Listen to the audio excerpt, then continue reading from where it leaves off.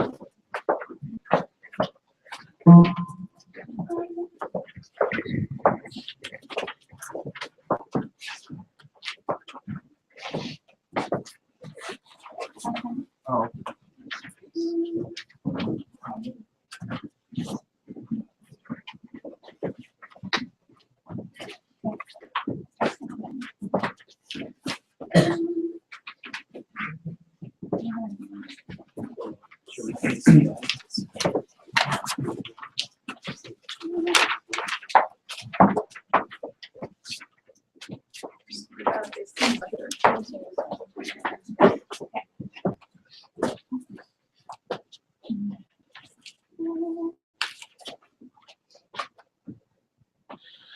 Oh, say, can you see by the dawn's early light what so proudly we hailed at the twilight's last gleaming, whose white stripes and bright stars through the perilous fight o'er the ramparts we watched were so gallantly streaming, and the rocket's red glare, the bombs bursting in air, gave proof through the night that our flag was still there.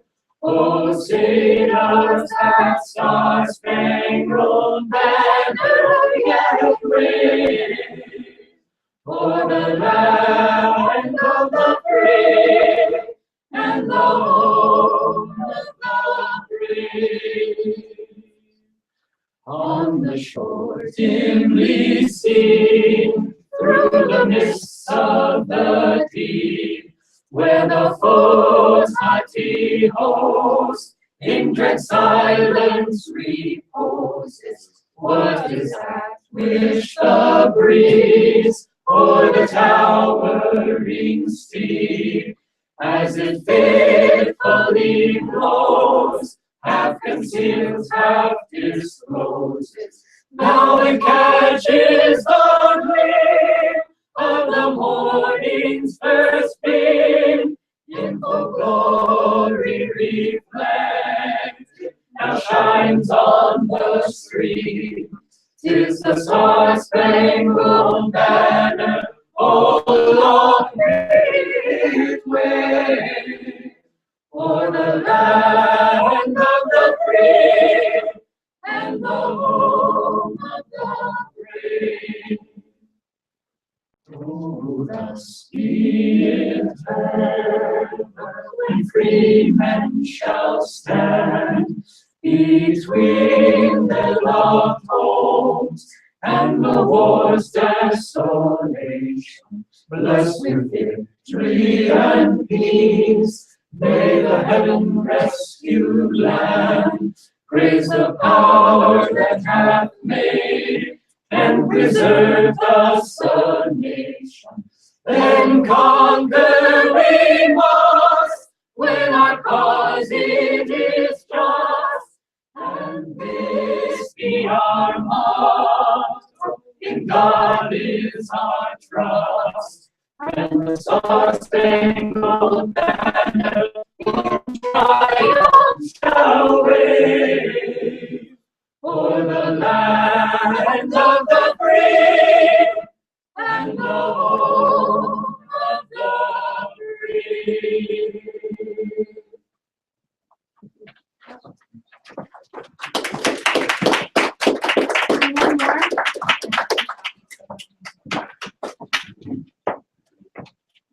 One more.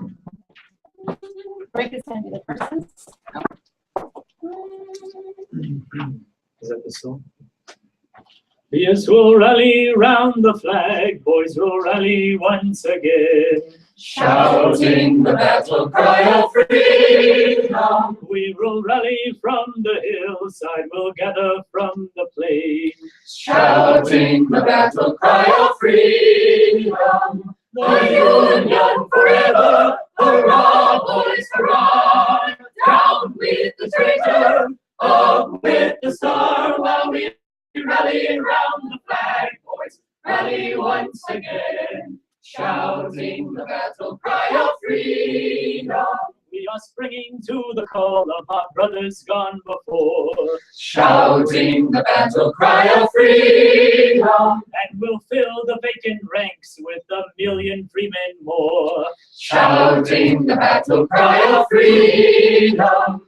The Union forever, hurrah, boys, hurrah!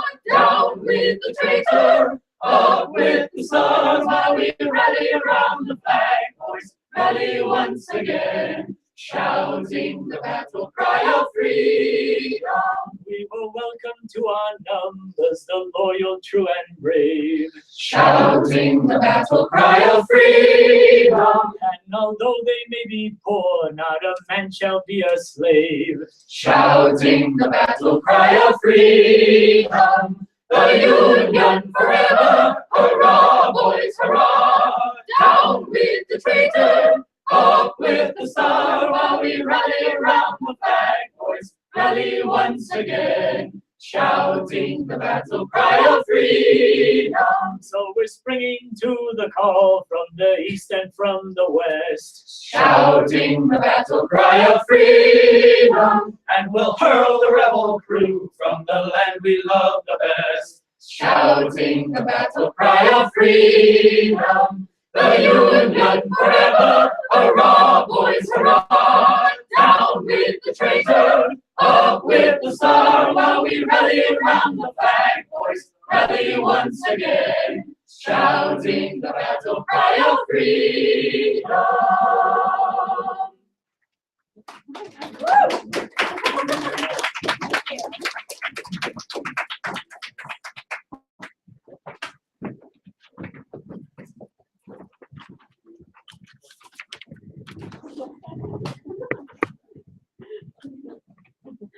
All right, we'll just get started. We don't want it to get too late. We're starting to get a little rowdy. So I think it's actually really good that we've started it off with music, because especially the Brahms at the beginning, but of course the patriotic songs too, because I really don't think that anybody is capable of comprehending the actual moment of history that we're in without the help of musical ideas. I mean, as Leibniz says, 95% of the activity of human beings is pretty much fundamentally non-different than an animal. And most of our time, we sort of just waltz through our daily routines, not thinking about, these more profound questions of mankind, the nature of the universe, what's our destiny. But I think music, of course, offers a very efficient access to that domain. And it's, of course, in that domain which we're waging our political fight right now, because we're waging a fight for the future of the human species. It's not just a fight to get rid of Obama, even though everybody knows he's a piece of crap, even though everybody hates him. But it's a fight to, yes, get rid of Obama, shut down the people behind him, and move mankind forward.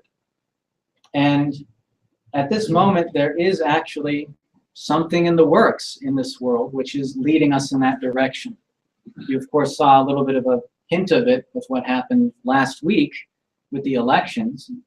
And as Lyndon LaRouche commented, this was a political impeachment of Obama. That is to say that his political capabilities to manipulate and control everything in the United States have been severely reduced. But there was also some other interesting things about the election which not a lot of people know about, but which I think provide a very clear hint at the need to think on a little bit of a higher level, on a little bit of a more universal level than the simple politics of the moment. And that's the fact that every single one of the members of Congress that were voted out were members of Congress who refused to work with the LaRouche movement on Glass-Steagall. Every single one. That is to say, alternatively, that every single member of Congress who did work with us, who actually had a moral bone in their body, maybe every single other bone was corrupt, but at least a couple of them were moral. That every single one that had a moral bone that was working with us on Glass-Steagall stayed in, whether Republican or Democrat. Now, what does that indicate? That's anomalous, because that didn't happen a couple of years ago. We had some people that were supporting us with Glass-Steagall that were voted out. I think this gets at the question of what is the spirit of the age that's taking over our country, but really the rest of the world right now. It's a question which Lyndon LaRouche is saying is actually the fundamental issue right now. It's the issue of the human mind, the difference between mankind and animal species, which is that, well, I'm not going to say which is that, I'm going to say which can be exemplified by the way in which human beings can understand things about the universe which they can't see, which they can't even touch or taste or even describe in words. But it's something which enables them to recognize real things that are not susceptible to any of those kinds of measurements. And this takes the form in political history as something called the mass strike. And we saw this back in 2009 with the massive revolts in the American people against Obama and what he was trying to do in turning our healthcare system into a fascist instrument of mass murder and depopulation. You know, the whole resurrection of Hitler's T4 policy, you know, trying to measure the value of human life in terms of money. People in the United States saw that and they said, oh my God, this is evil. And they reacted accordingly. If you had asked every single one of those people who were out there on the streets at that time, if they knew or that, you know, the healthcare, what if they could cite the specific passage in the healthcare policy that they disagreed with or something, they probably wouldn't have been able to do it. But the point is that the discussion that it was generating and the kinds of effects that it was having on the psychology of the population as the discussions were being distributed through the media and these kinds of things, they saw it was evil. But it goes the other way too, that people also have the ability to recognize things that are leading towards a better state, things that are actually good.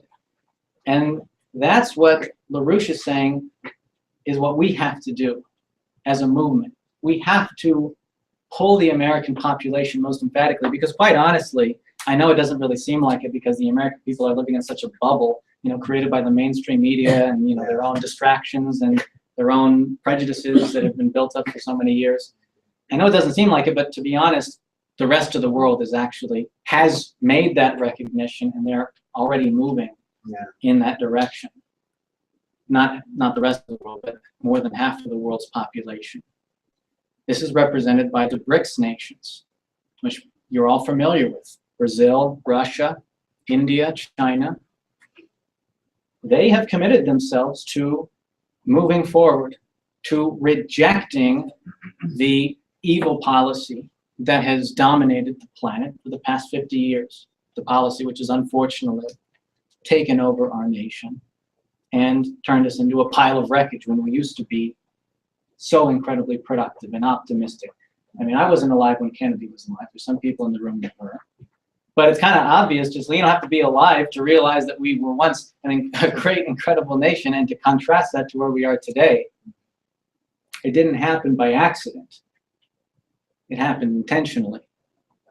So this spirit of the age, which is taking over, and which is being exemplified in the activities of China and Russia and India and many, many other nations that are hopping onto the bandwagon, is something which has not come about by accident, but it's been intentionally, consciously created by this political movement for the past 50 years. I guess you could say even for the past maybe 70 years. It depends on how you define this political movement.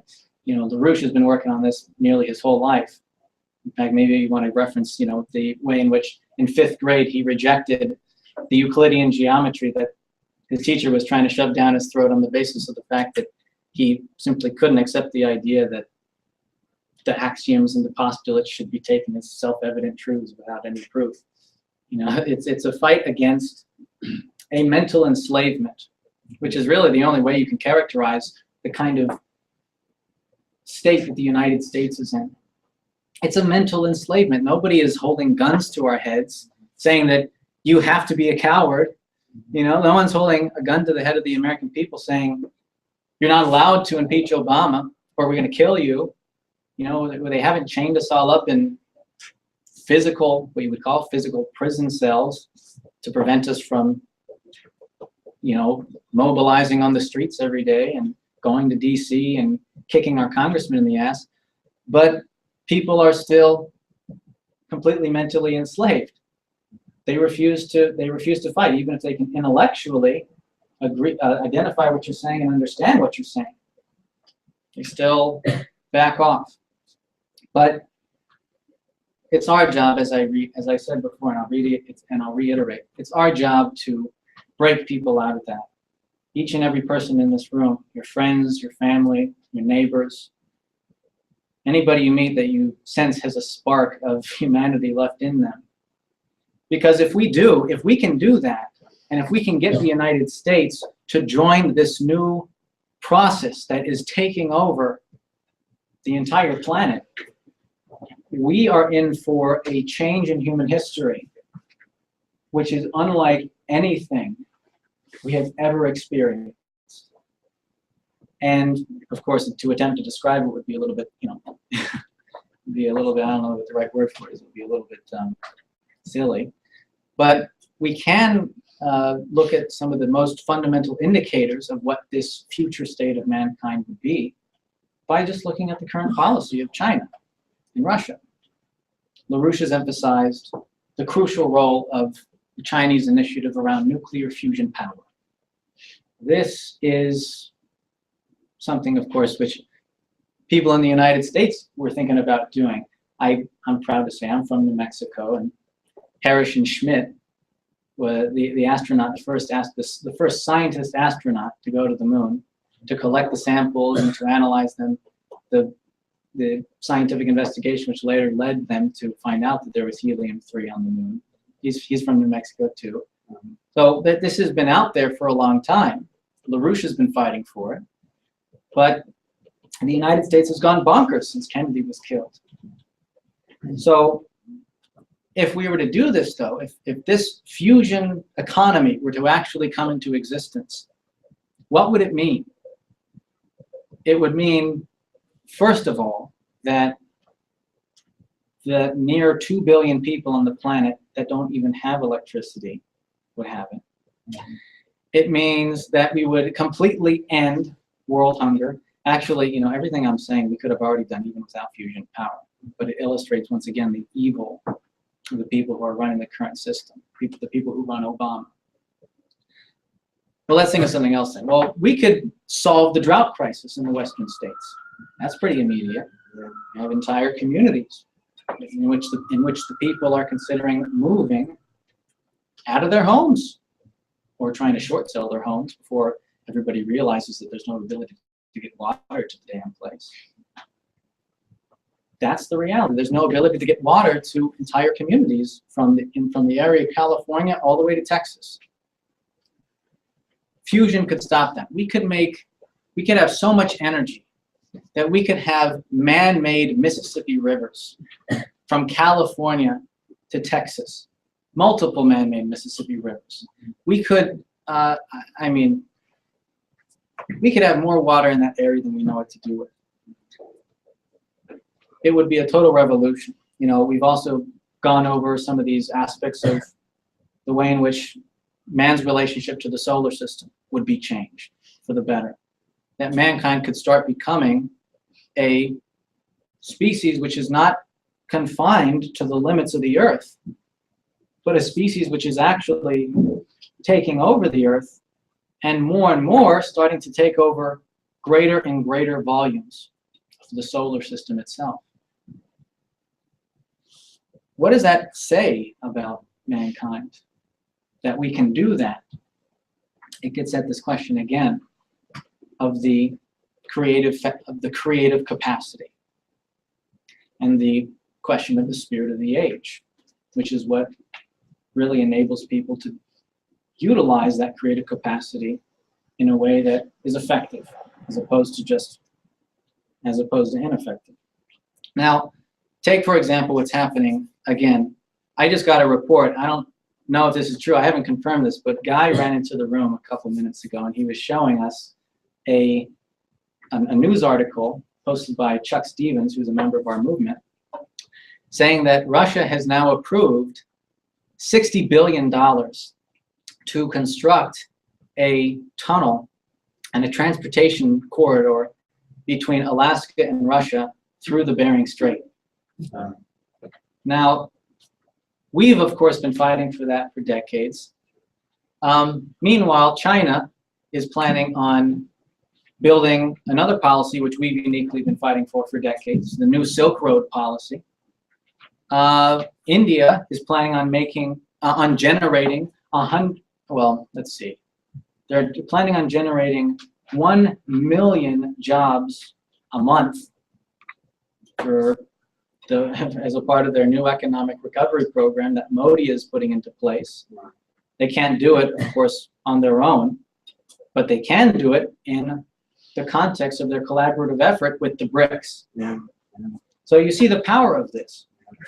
And I think that it's just something else to emphasize about the BRICS process and how it's developing and really making the seemingly impossible possible, not just in terms of the things that we've wanted to do for a long time but just haven't had the opportunity, but also eliminating the seemingly intractable conflicts, political and international conflicts, which have been utilized by the British Empire and other forces for so long to try to maintain their system of divide and conquer over the planet, and to keep nations and entire continents backwards and deprived of real progress and growth. Take, for example, the conflicts that Obama especially has been trying to exploit between China and Japan. Well, last week, the Japanese government and the Chinese government came to a conciliatory arrangement in which this crisis between their two countries, concerning the territorial disputes, has been massively reduced.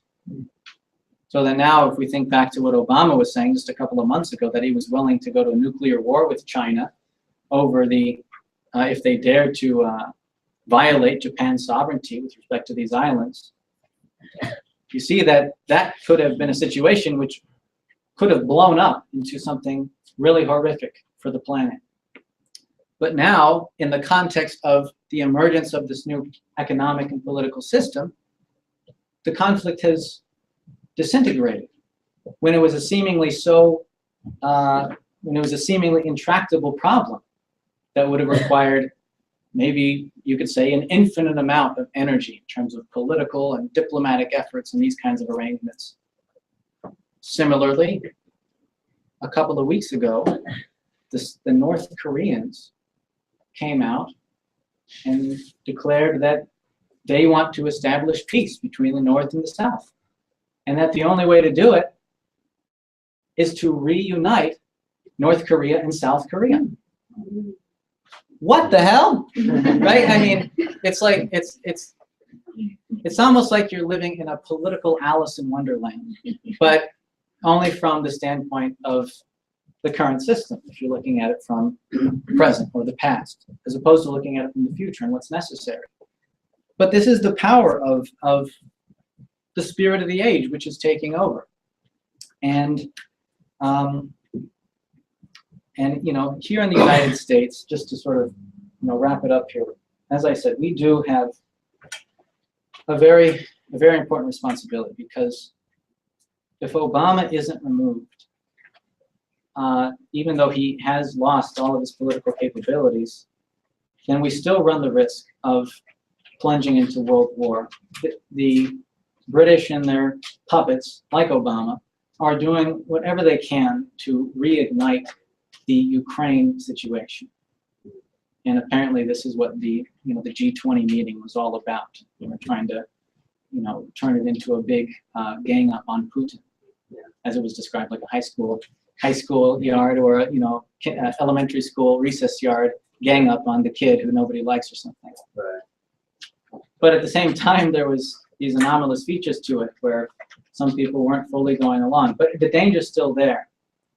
So that has to be knocked out right away. At the same time, we have to get the American people unstupid, and that's why we're having a conference coming up on December 7th, right at the Adams Inn, right over there. I don't know if I was supposed to say that, but right at a hotel nearby. Right at a very close by hotel. And that's going to be the issue. What is the new paradigm that we can present to the American people to get them out of their completely insane, completely isolated view of how the universe is working, and give them a sense that that they don't have to put up with this crap. That we don't have to be herded into the slaughterhouse like a bunch of animals, which is what is happening to us right now. Because even in the very best case scenario, if we weren't to join the BRICS, but still avoid nuclear war or something, then the United States would just turn into a pile of rubble and be swept into the dustbin of history, while these other countries moved forward. Although, I mean, I shouldn't say that so ultimately, because there is an ambiguity there as to whether or not the BRICS could even succeed without the United States. But the point is that this is a completely different conception. I want to actually touch on one more thing, which is that Lyndon LaRouche has said that what's coming into existence now actually breaks the idea of the sovereign nation state as the fundamental unit of international relations. And to a lot of our supporters, that came as quite a shock, because for so many years, so many decades, LaRouche had been the voice of clarity when it came to the issue of defending the idea of the sovereign nation state, defending the idea that individual nations should be able to control their own internal affairs without the meddling of anybody else from the outside, without without any subversion, whether it be economic or political or cultural, from any other source. And that, of course, the economic perspective which goes along with that is that you are not vulnerable as a society. Let's just think about this. But we're going to a new level, he's saying. So let's see what he's trying to say. On the first level, you have, which is the British Empire's level. Nations don't really exist, because all that exists is a supranational system of control in terms of the capabilities to transport, distribute, produce, and allocate physical goods. This is primarily done through the control of the financial system, in which no nation actually has control over their own internal economy.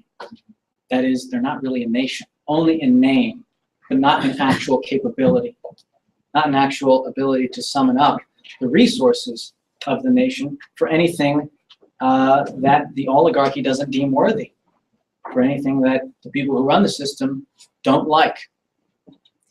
And that's, of course, what we've seen with the United States. All of our national resources have been going to build up a giant financial bubble and do other kinds of crazy things, but none of it has been going to sustain the United States and to invest in our future in terms of infrastructure, our industry, our space program.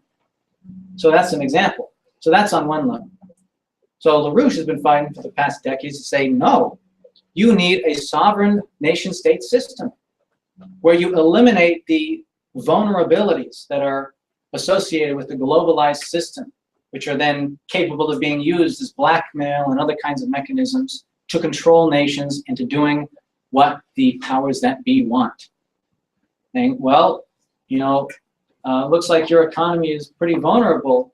If you're not integrated into the global system, if you don't go along with what we want, we're just going to phase you out. This is the kind of thing that they're trying to do against Russia right now.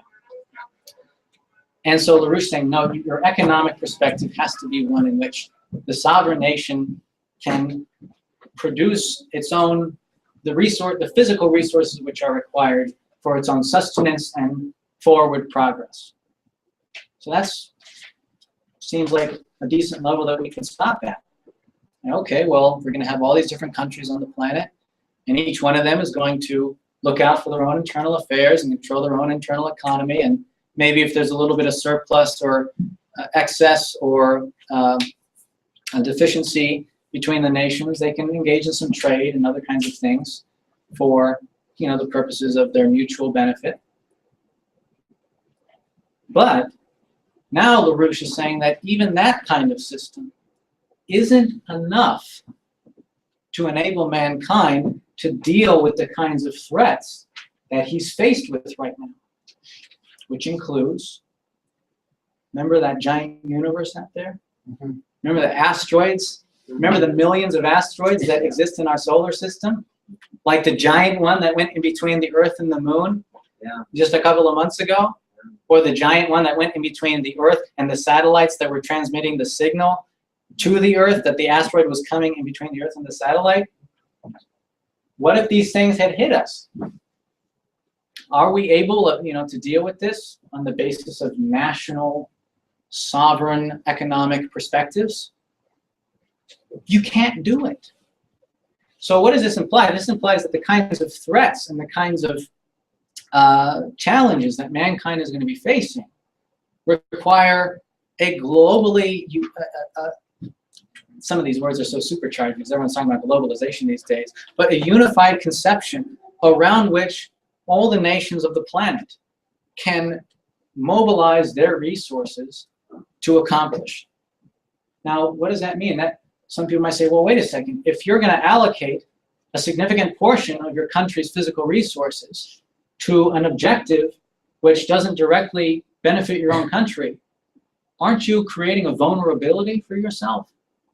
Aren't you creating a vulnerability which could be exploited if, for some reason, whoever was controlling the system decided not to make good on their promise and left you high and dry or something, or left you deficient, like we see happening today, like with Africa or like with Asia or South America? Isn't that a possibility? But the point is that it's not just about the resource vulnerabilities between nations. You have to go beyond that. It's a new system itself. It's a new system by which none of those tendencies are going to be allowed to exist.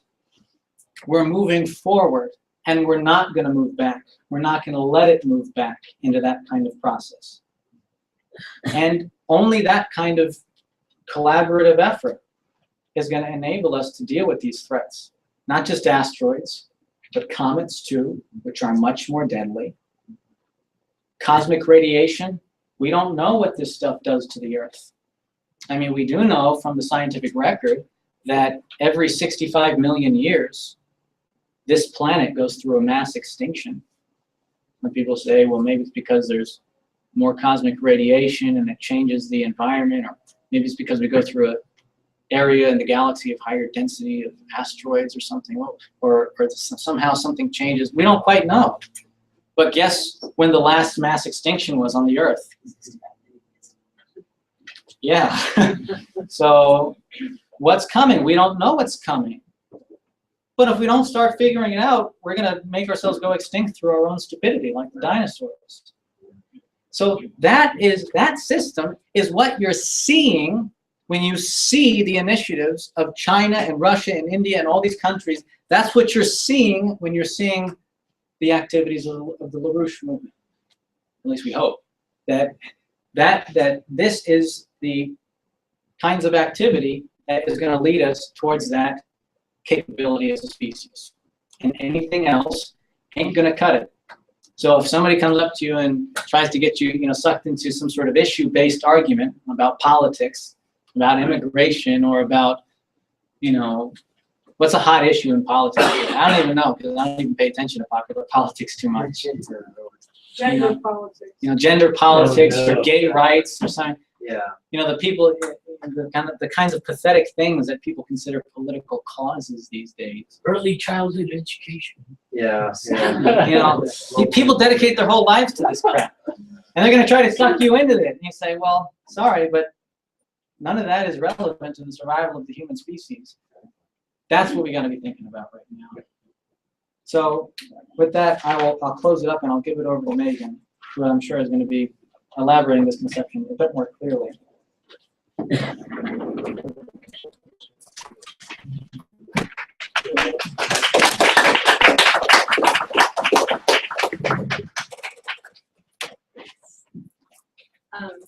Hello. For those of you who don't know me, my name is Megan Beets, and I work with our scientific research team down at the National Center in Virginia. And we get a chance to work pretty closely with Mr. LaRouche. So what I'd like to pick up on is actually the idea that Ian ended with, which is that mankind has now reached a point where all of the ideas of the old system, the kinds of ideas that have applied for the past centuries and millennia for mankind, no longer apply. That man is actually entering into a new era beyond the ideas of the nation state, which is a very provocative thing. And we've reached a point where mankind can no longer operate as separate pieces, but must operate as a unified species of mankind across the planet and beyond, out into the solar system. And this is, I think we have to really fight with ourselves, fight with people around us to really get the fact that we can't rely on any old habits of thinking when considering the political challenges before us. This is something which mankind has never done before. And I will say that Lyndon LaRouche is the expert on the entire planet in apprehending what mankind is the kind of transformation that mankind as a species is actually going through. And so our task in political leadership is to fight the American population, fight in the political situation to ensure that this is the basis upon which people are acting. And with that, so I'd like to begin.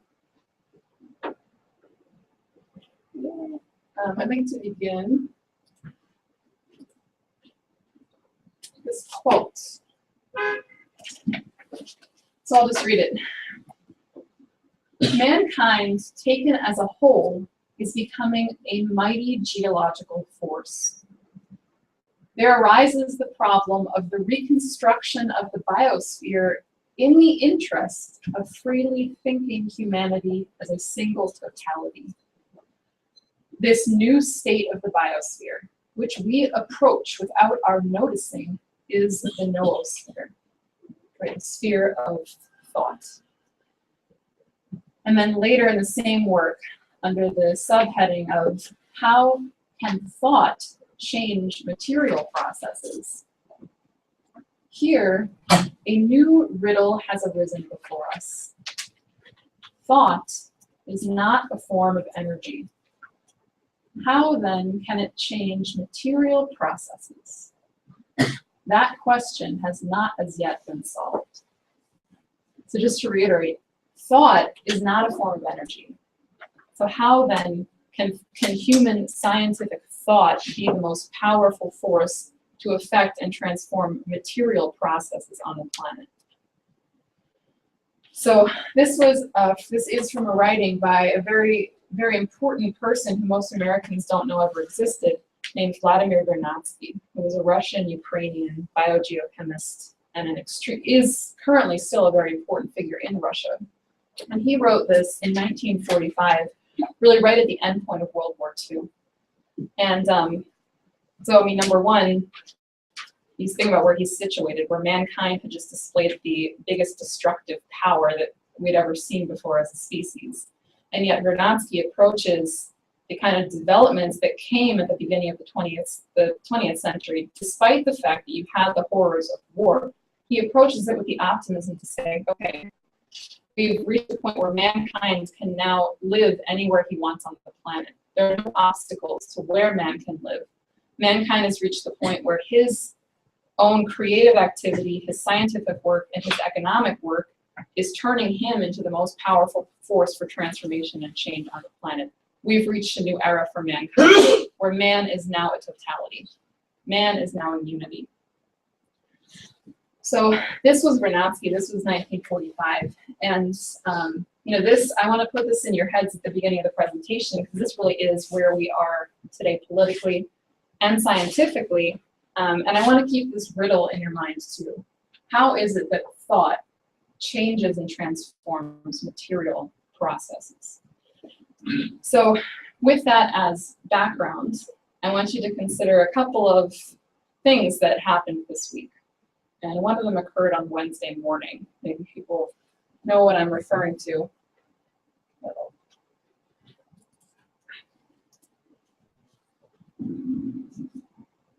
Okay. Go back to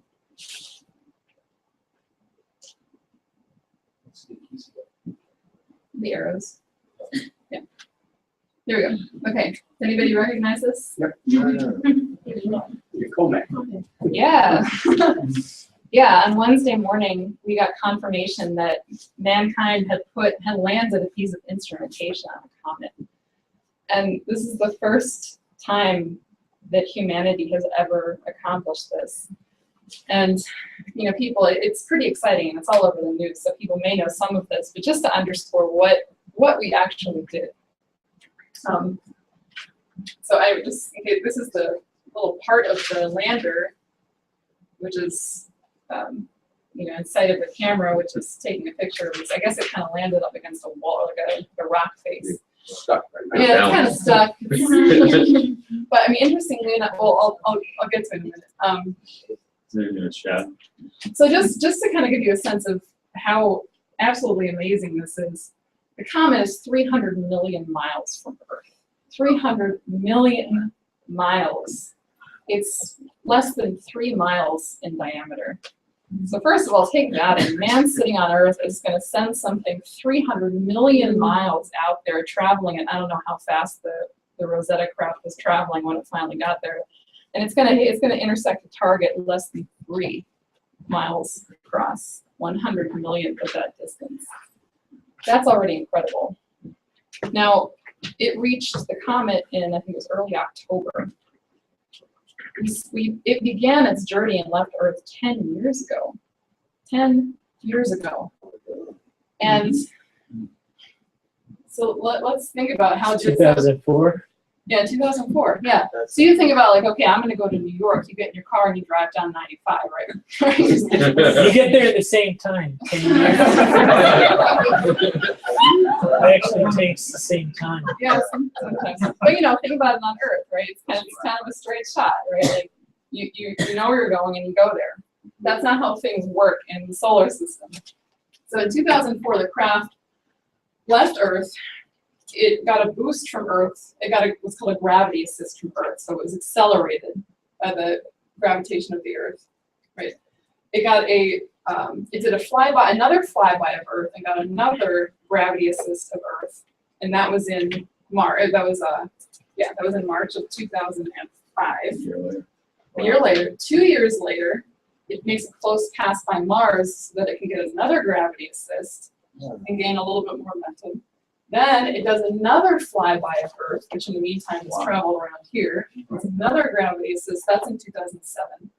Then it goes and flies by an asteroid. Then it goes by and gets a third gravity assist from Earth in 2009. Then it flies by a different asteroid. And then finally, in 2014, it arrives at the comet. And then by the time we have the lander, it's already traveled some distance. So 10-year journey of that nature, 300 million miles from Earth, intersecting a target, which is, I don't know the equivalent, but intersecting, Yeah, because in three space, tiny that's, target. God, that's really something. Which, and we send a craft out there to rendezvous with the comet. Now, somehow we got this craft in orbit around the comet. Now, the comet itself has a gravitation which is 1/100,000th of the gravitation of the Earth. Just imagine how difficult that is, to get a craft that far away, which we sent out there. We let it, it left the nest 10 years ago. And we got this thing to somehow enter the orbit of the comet with this kind of minute gravitation, stick with it for a month while it showed the landing site, and then send the lander down to land on the surface of the comet. So this is an incredible achievement. Now my colleague Ben Dennison went through a couple other funny details in the LaRouchePAC webcast last night. Like, for example, the gravitation is so minute on the comet that when the lander landed and made its first bounce, it bounced about 1/3 of a mile up into space before it came, and then landed about 1/2 a mile from its initial landing. So these are the conditions, but this is an absolutely incredible achievement. Now the lander, yeah, there's some problems. The planned landing site didn't happen. There were some bounces. It landed in a place where the solar panels were shadowed, so it only had a very limited battery power. Yet it was still able to drill down, take some samples, and sending data back to Earth, or I guess at this point has sent data back to Earth about the composition of this thing. We want to know what this thing is like. This is going to tell us something about the very, very early days of the solar system. Just to, probably doesn't need to be underscored, but it's kind of fun. This is a quote from a retired astronaut, Chris Hadfield, who's a Canadian astronaut. He said, "We have already learned more about comets in the last week than we knew total in the last 4.5 billion years." He said he called the lander a sleeping beauty, and he said it takes 28 light minutes to get from there to here. So in other words, that's the speed, that's how fast communications are relayed from this thing. So this is not something where if the lander starts to go a little wrong, you correct it. No, it's going to take you 28 minutes to get a signal to, and then 28 minutes to get a relay back. It takes 28 light minutes to get from there to here. So it's just incredible that we can do something that complex. Yeah. In a world where there's always something to be worried about, I think it's a wonderful moment to reflect on our incredible capability when we do something together. It's one small thing, but it's an amazing small thing. And then Mr. LaRouche said, "This is excellent." And this takes us back to Kepler. We'll get to Kepler in a little bit here. We'll need to have more from Kepler now. We need more from Kepler and a lot more from him. Kepler right now will be the reference point, which will make everything clear, at least as clear as it can be for the time being. Now, the same week that we had this incredible accomplishment, the nation of India announced, and now remember India, when was that, a couple of months ago, India was the first nation to successfully put something in orbit around the planet Mars on the first try. Now, India announced this week that they will put a lander on the moon, and a rover on that lander will deploy onto the surface of the moon within the next 3 years. 3 years. They will also launch their second mission to Mars, which is going to have a greatly expanded mission than the current MOM orbiter. They're going to launch their second mission to Mars at the next launch opportunity, which is 2018. And both of these missions are going to use a much heavier lift rocket capability than the current capability of India. Now, people may know heavy lift rockets are also necessary for manned spaceflight, which India plans.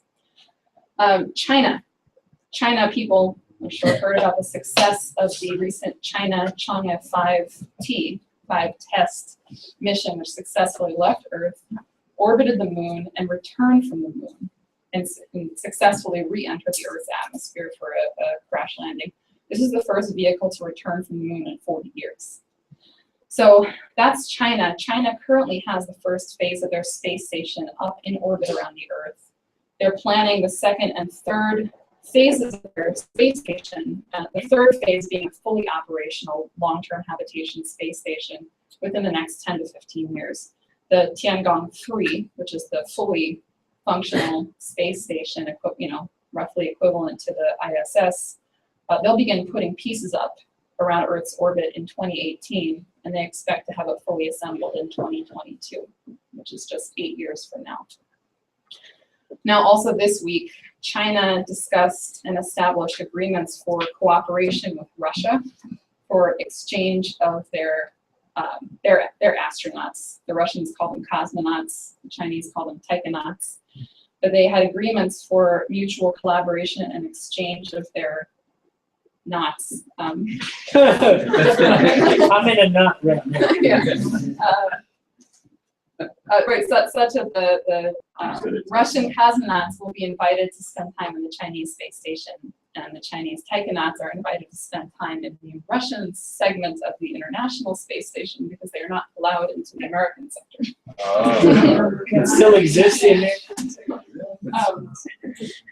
Now, China also, and this is incredible, China also officially announced their mission to Mars. And they announced that within the next 6 years, they will deploy a lander to Mars. And they're already putting prototypes of different possibilities for the lander on display in China. Wow. So I think it's, you can really take this stuff in and start to get a sense that man is moving forward at an incredible rate.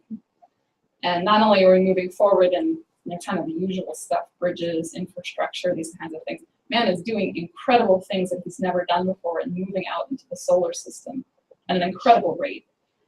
Now, despite all of these accomplishments, and despite all of the achievements, which are exceeding expectations daily, here's the real challenge that we have before us. And this is the challenge that, as far as anybody I've seen involved in these missions, Lyndon LaRouche is the only one and has been the stalwart in putting forward this as the challenge, that mankind really has to come to understand what the solar system is. And as I said, we have an amazing capability to do things in the solar system. We have an amazing capability to observe things. We've seen a lot of things in the solar system, right? We have these incredible pictures of different planets and different things happening on the sun, all these eruptions. We've seen pictures of asteroids, comets. So we've done a lot of things. We've seen a lot of things, you could say, in the solar system.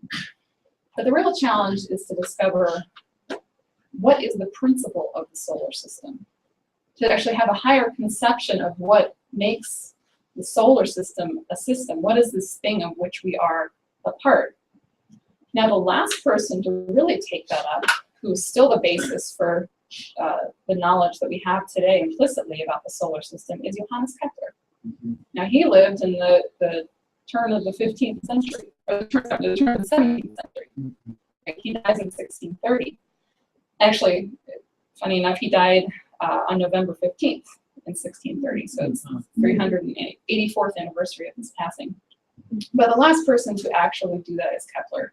I'm going to talk a little bit about specifics of that in a bit. But so that's 1630. Kepler discovers what the solar system is, at least, to a point. We're now faced with an even bigger question, because now what we have to deal with, which Kepler didn't know about, are questions about the solar system's existence as within a galaxy, right? We know that our sun exists within a larger galactic system. What are the implications of that? As Ian mentioned, we know that life on Earth, we know that the evolution of life on Earth is affected by cycles that are associated with things happening in the galaxy. That's something which Kepler, he would have been excited, but that's something Kepler wasn't taking into account when he was asking these questions. We're also faced with the challenge that Kepler didn't have the opportunity to take up, which is the fact that the orbits within the solar system themselves are changing. The orbits aren't fixed, the orbits transform over time. The sun's activity transforms and changes over time. So these are the larger questions that we're faced with as a human species now. And that's what we have to make sure that this new program for mankind is pursuing. So that challenge really gets at the even more fundamental question at hand. And the even more fundamental question and principle which must underlie the formation of any new system, which is coming to a real understanding of what the human species actually is. And people who have heard Mr. LaRouche speak have probably heard him say again and again, human species is not an animal species. Human beings are not animals. I think a lot of people would agree with that statement. A lot of people would say, yes, I'm not an animal. I don't, chase my neighbor down the street and try to eat him, or, I don't hibernate for the winter or something to do. And,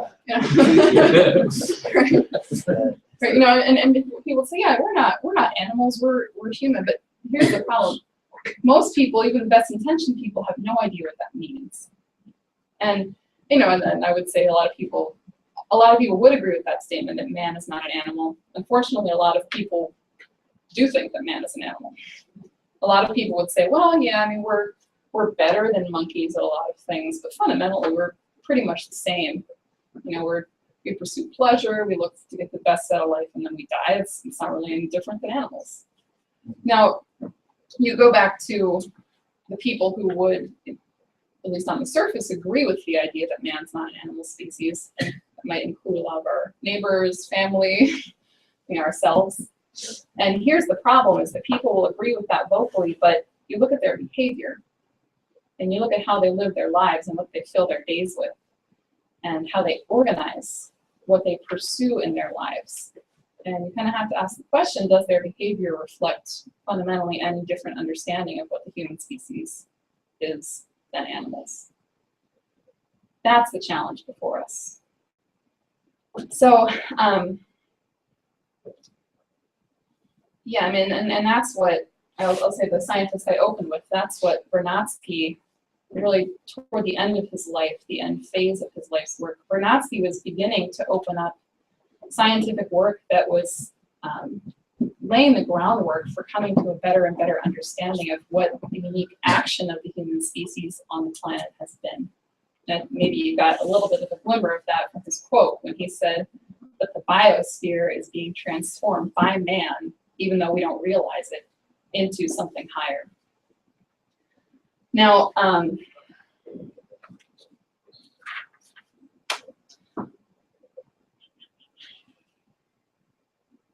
yeah, so,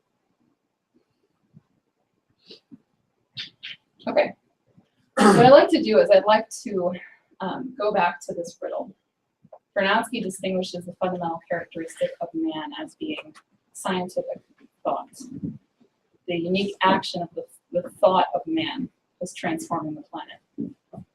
What I'd like to get at is, what is that? What does that mean? And I would like to give an example and go through the example, which I think is the most relevant and is the most accessible example to us to that, which is the work of Johannes Kepler. And as I said, this is Kepler. He was born in 1571. He dies in 1630. And some of you may be familiar with him. People may or may not know that our movement has dedicated quite a bit of focus and effort over the recent, well, 4 decades, but especially in the recent, 5 to 8 years, in doing an intensive study of the work of Kepler and the mind of Kepler. Now, Kepler discovered the solar system, which is kind of a strange statement to make. What do you mean he discovered the solar system? Aren't we in it? It's like, you can discover a continent. You can think of, Columbus sailed the ocean and discovered a new continent. Nobody knew was there. You can discover a new element, right? Discover some new element or some new chemical molecule nobody ever knew existed, or some new type of animal in the Amazon. But what does it mean to discover the solar system? Aren't we inside of it? Can't we see it when we look up in the nighttime sky? When we see Mars, aren't we seeing the solar system? What's the big deal? But that's kind of the nature of this question, is when you look up in the nighttime sky and you see stars, well, they're not necessarily in our solar system, but you see some of those stars are planets, which are in our solar system. You see asteroids, you see comets passing through the solar system in the nighttime sky. Here's the question. how do you actually know that these things are part of a unified system? How do you actually know that the things that you're seeing up in the nighttime sky are behaving as a unified system, as opposed to just a collection of parts, a collection of individual, bits up there? And that's what we really want to look at, is how is it that Kepler discovered the principle of the solar system as a solar system and captured this as an idea for mankind upon which he could act and cause change out in that solar system. So the question Kepler took up is, you look out in the nighttime sky and you potentially see 6 planets. For him it was 6. So you see 6 planets. Why are there 6? Why do they move with the speeds that they do? Why are they at the particular distances from Earth that they are, and not otherwise? Now, if you go to any academic institution today, astronomy department, you take a physics class, these questions aren't really allowed. You ask the question, why are the planets at the distances from the sun that they are instead of some other distance?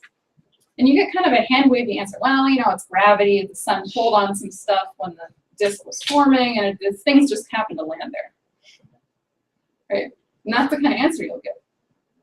But Kepler said, okay, he said, what I want to know is why this and not otherwise. What is the fundamental cause? Were I creating this solar system, what thought would I give to unify all the parts? Another way to ask that, or to invert it, is what is the unified thought that all of the motions of the planets are obeying at every moment? So that's what Kepler wanted to know. That is not something that you will ever see. You can see Mars, you can see the different parts, but the unifying intention which binds all of their motions to be a reflection of a single action of the sun, that's not something you could ever see. No matter what kind of fancy instrumentation you have, there's a special telescope to see that. Now, there is something, however, in the universe and on the planet which can see that. And that something is something which the human being can observe, which is the human mind. And this is the uniqueness and the importance of really getting to know what Kepler did and reliving his discovery, is that Kepler demonstrated that the human mind, which man can observe, you can observe your own mental processes. They form you. The human mind can actually come to mirror the process of organization, the principles of organization of the physical universe outside of our skins. And we can observe and come to know that. Now that's exactly where Kepler turned explicitly to discover what was happening in the heavens above. Now that idea that the senses, what can be observed with the senses, can never reveal truth or principle. That all you would get with the senses is a certain shadow cast by a principle. But that the mind can come to precisely think, conceptualize, and know a principle which is so true that when we act on it, we can actually cause physical change, right? For example, an idea of electromagnetism. You can never observe that. You don't trip over it. This doesn't come out of a mathematical formula. This came out of thin air. This came out, not really, but it came out of a human hypothesis, and it's so in tune with the universe that we can actually build an electric motor, and it works on that principle. It works based on our idea. The human mind, according to Cusa, who was the father of the Italian Renaissance, living in the early to mid 15th century, Cusa insisted the human mind doesn't know through the senses. The senses are shadows, but the human mind can come to know unseen principles. So that was the basis of what Kepler did. That was the basis of Kepler's thought and work.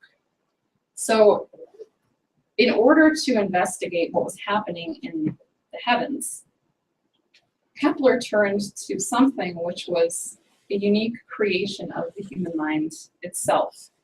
And he turned to something which he believed to be a language which most deeply and with the greatest fidelity could reflect a process of organization of creating a whole of parts. So I'll say that again. He turned to a creation of man which he believed could most profoundly reflect a process of organization of creating a whole of parts. And that is human music. So Kepler turns to the domain of music in order to investigate the orbits of the planets. Now you compare that to today. Imagine walking into some astronomer and telling this the dean of a school of astronomy, you know, Kepler discovered the planets because of music. And you kind of get that was cute back then, but that's not really what we think today. You know that from experience. Yeah, right. You actually done it. So Kepler turns to human music. Now, why did Kepler think that investigating the human musical system and human musical composition, why did Kepler think that investigating man's what man thinks is the most beautiful, man's ideas of beauty, of poetry, of man's development and progress in musical composition, why did he think that that would tell you something about physics, about the physical universe?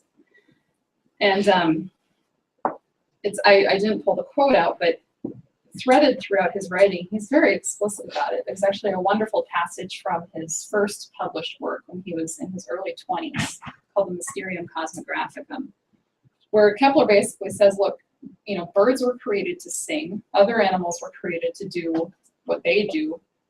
Man was created to know causes. That's the food that man needs. That sustains him. And in another place in The Harmony of the World, which is the book where he shows you his final completed discovery of gravitation, Kepler says that Kepler calls, I'm going to probably get this very wrong, but it's something along the lines of that man was imitating his creator when he discovered music, something along those lines. So, so Kepler turns to music. Now, just to say a couple more less general things about human music and why this would be a good medium of investigation for the organization of the solar system. A couple of things. Number one, the musical scales and the melodies. Like think of folk songs, right? Folk songs weren't composed by somebody sitting in a room with a quill pen or something, right? Folk songs are something that are passed down through tradition. These are things which emerged from poetry. You go back thousands and thousands of years and man was singing. And the melodies which emerged from sung poetry, which could be anything from expressing a certain emotion to passing down an oral tradition of astronomical discoveries, passing down essential stories about a culture, like the Iliad and the Odyssey. The melodies of sung poetry, which were naturally developed by man, are in a certain sense universal. And there was a very interesting investigation that was done of language and the kind of intervals of pitches that exist in the spoken languages even of today. And it's the most detailed studies were done of languages like the languages spoken in China and other languages which still have a tonal structure to them. And it was discovered that the intervals of spoken language actually cohere with the major and minor musical scales that we use in music today. So there's something natural to these musical scales and the musical system, which wasn't premeditated by man. It naturally emerged. What did you mean by the intervals of language? They did these studies, and I'm going to forget some of the details, but you had recordings of spoken language. And they were able, I don't know how some program was able to kind of take out the words and isolate the pitches that were being intoned in the speech. And they found that those pitches actually matched up to the notes of the musical scale.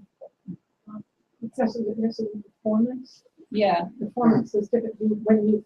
The reason that when you're speaking, that what one person says is intelligible to another person is because the speech is actually a resonant.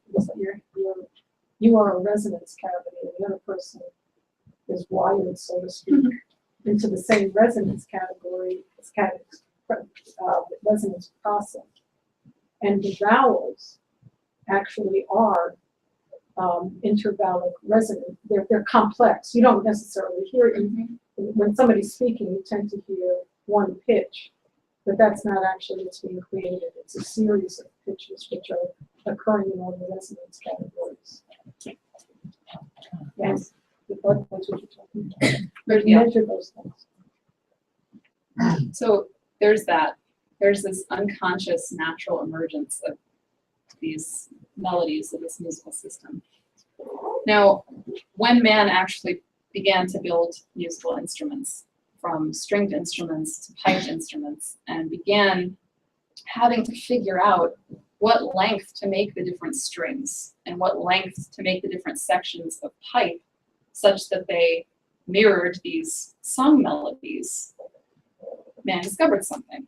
And what he discovered, this is just kind of a placeholder representation, but what he discovered is that the proportions that those strings would take to each other in order to be able to play the musical scales on an instrument, the proportions that those strings or those pipes would have to one another reflected the kinds of proportions that you get in, for example, geometry. This is kind of a strange figure, but what you see here is a circle, and inscribed in the circle is a number of polygons. And the polygons delineate certain geometric proportions. So for example, you can take the triangle, and with the geometric construction of the triangle within the circle, you're able to make a division of 2 to 3. You're able to geometrically generate a proportion of 2 to 3.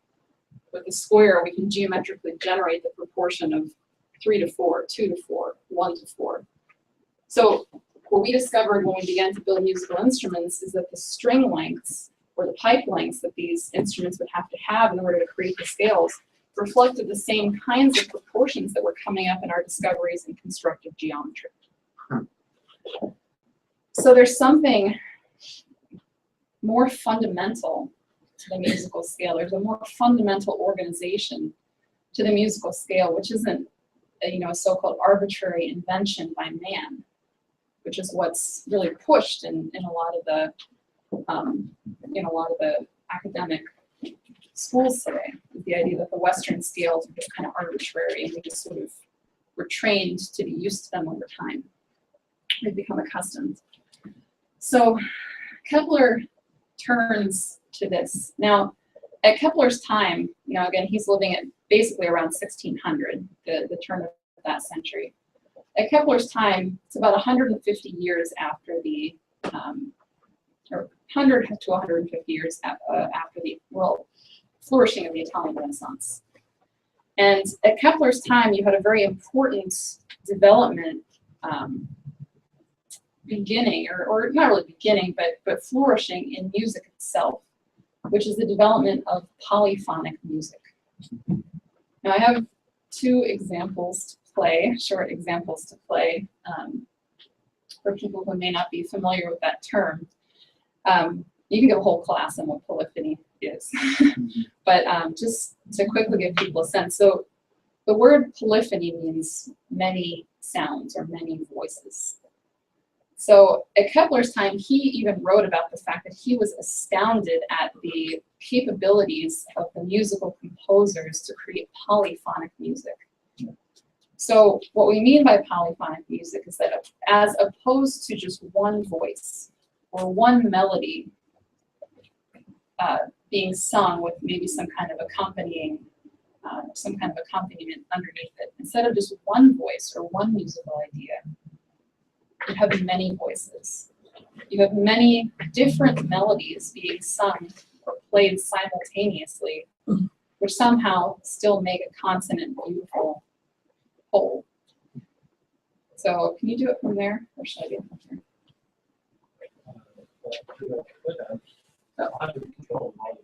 Okay.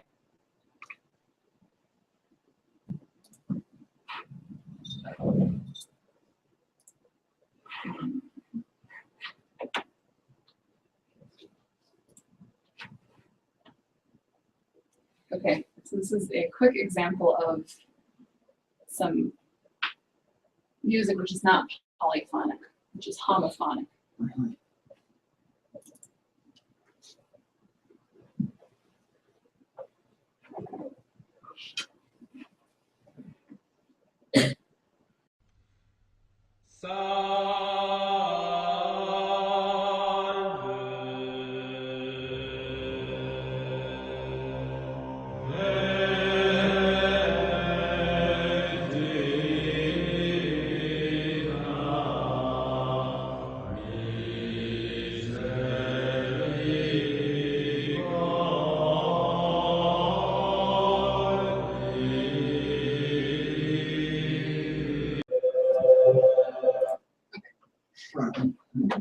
It's actually, it's beautiful, but now compare that to this.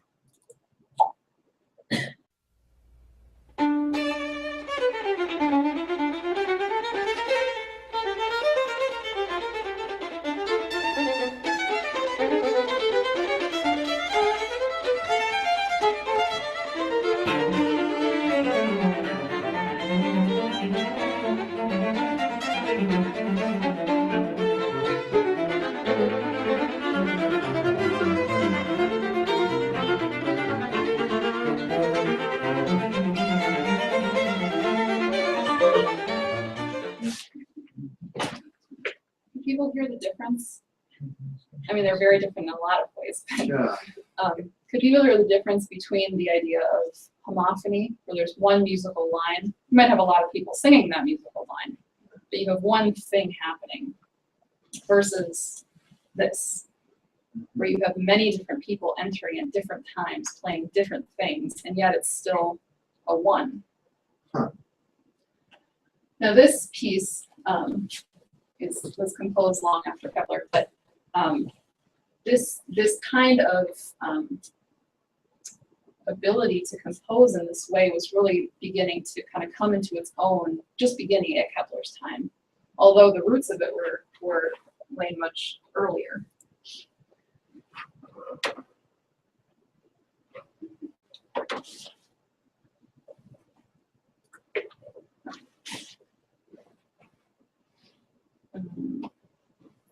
Okay, so that shift that Kepler was completely excited about in music itself, that shift was an outgrowth of the kind of, it wasn't just some, you know, it's just somebody figured out a cool trick or something. This was actually reflecting a fundamental shift in the idea of, in the conception of man itself, which came about through the Renaissance. And it's when you have the shift away from the conception, which was championed by Aristotle, that all that man can really know is what he experiences in sense experience.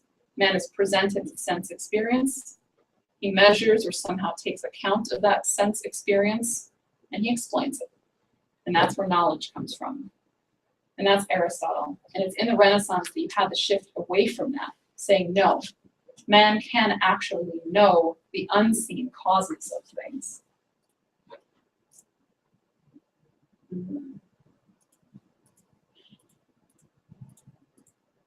Oh, Alan, can you go back?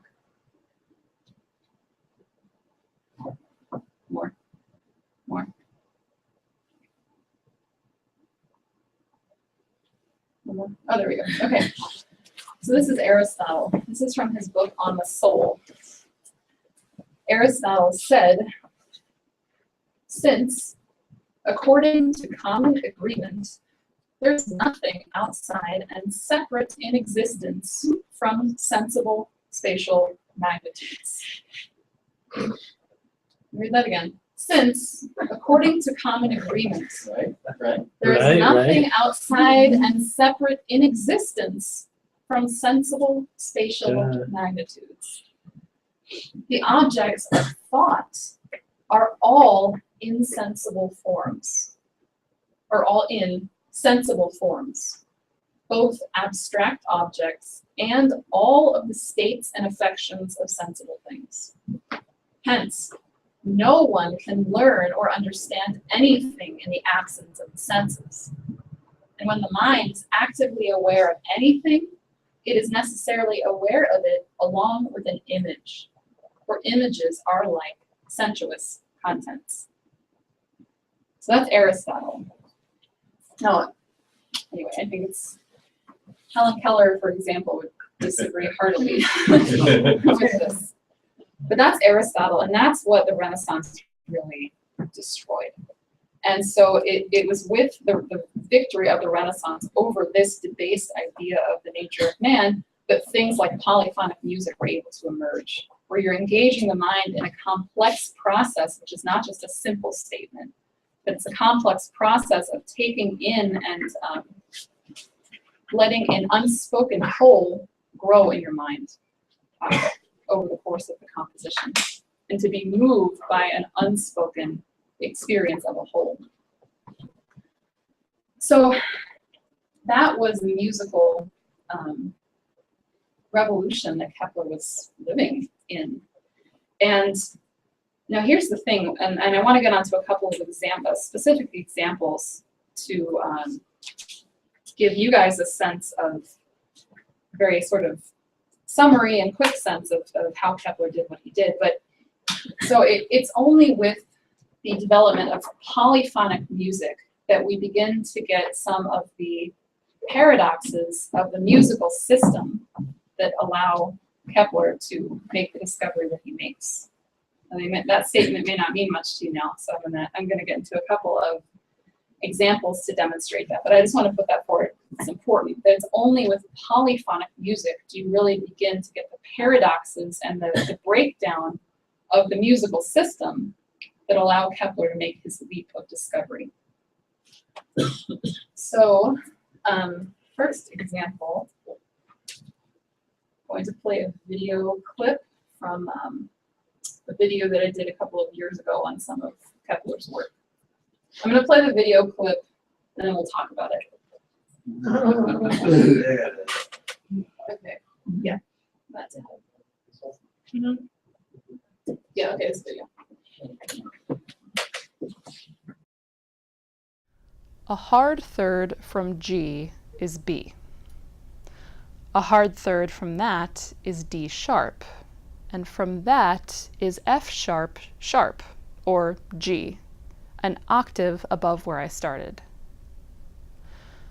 Taking 3 hard thirds in a row is 4/5 to the third, or 64 125ths.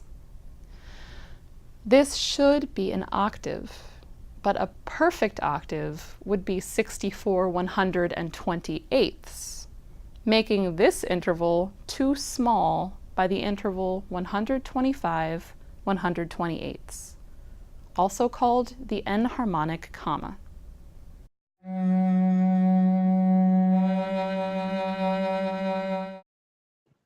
Okay. Oh my. To escape out of that, please. Okay, so if you this example and then the one I'll go through after it, it's a little bit technical. So, but if you aren't familiar with music, it's fine. Just bear with me. There's a concept there that you can get anyway. Let's look at this. I'm just going to leave it in this mode so I can switch back. This is a musical staff, and this is a scale built on the note G. And for people who don't know, this is the note G. So what the video went through, and I'll play it again after I talk about it, is that in the musical scale, you have 8 notes. So you can move in steps. You can move G, A, B, C, and so on. Or you can move in leaps. So So here we're talking about leaps, or another word for that is an interval of a third. So spanning 3 notes of the scale, G, A, and B. Spans 3 notes of the scale is called a third. Now, if I were building a harp or a piano or an organ or some kind of instrument, and I wanted to create 2 pipes or 2 strings, whose tones were a G and a B, or whose tones were this interval of a third apart, I would make them in the proportion of 5 to 4. So that, numerical or geometrical proportion of string lengths would give me notes which are this interval of a third, which is part of the musical scale. Now, if we count on the scale, and I move an interval of 1/3. And then from there, I move another third. And then from there, I move another third. Now these 2 notes would be the same. On the piano, it's the same note, right? Or in the scale, it's the same note, even though I wrote them differently here. So what that means is that 3/3 are equal to an octave. An octave is the note G and then a note which sounds exactly like it, but it's higher. So according to this system, 3/3 should equal an octave. So now let's go back and watch that video one more time.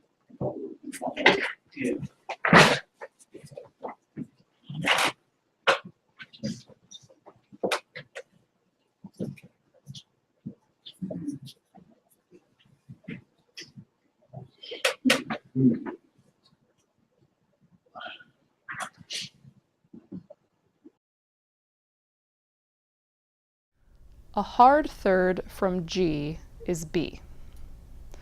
A hard third from that is D sharp, and from that is F sharp sharp, or G, an octave above where I started.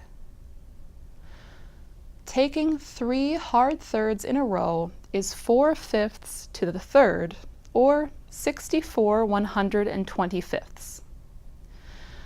This should be an octave, but a perfect octave would be 64 128ths, making this interval too small by the interval 125 128ths, also called the enharmonic comma.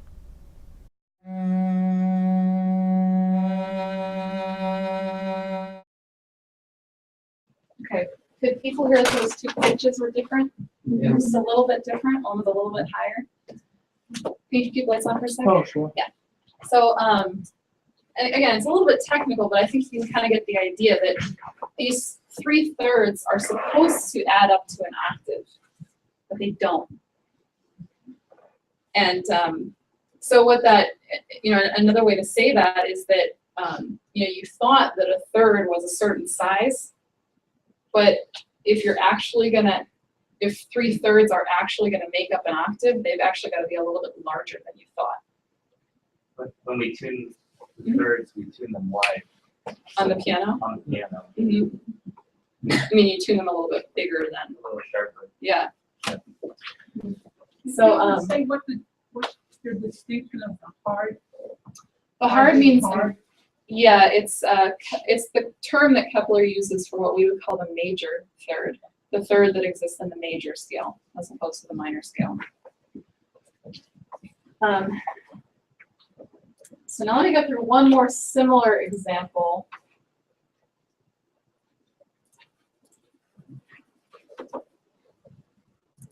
Oops. You can go back one on. Thank you. Okay, so this is another example which gets at the same issue. And that is, so what we're going to do is we're going to think about, we're not actually going to do the math, but we're going to calculate the string length for this note F in the scale. So if people can see, if these letters represent notes of the scale, F is 1, 2, 3, 4, 5 notes from this note B flat. Is that clear? So it's an interval of a fifth from B flat to F. Now F is also 1, 2, 3, 4, 5, a fifth from this note C, the higher note C. So an interval, so F is an interval of a fifth both from B flat and from C. So what that means is that I should be able to start from the string length of B flat. The interval, to create a note which is an interval of a fifth away, I make a new string in the proportion of 2 to 3. So I make a new string in the proportion of 2 to 3. It's a certain length. I think the right length is 5/9. And boom, that's F. But now I say, okay, well, F is also a fifth away from this note C. So I'm going to check my work. So now I start from the string length C, and I calculate how long this string should be in order to be a fifth from C. And I calculate it, and I get a different value. I get a string length of 9/16. I mean, that's not the most important part. But let me reiterate that. F is one note of the scale, right? It should have one value. Like Brent, you tune pianos, you can't tune the same note to have two different lengths. You gotta choose something, right?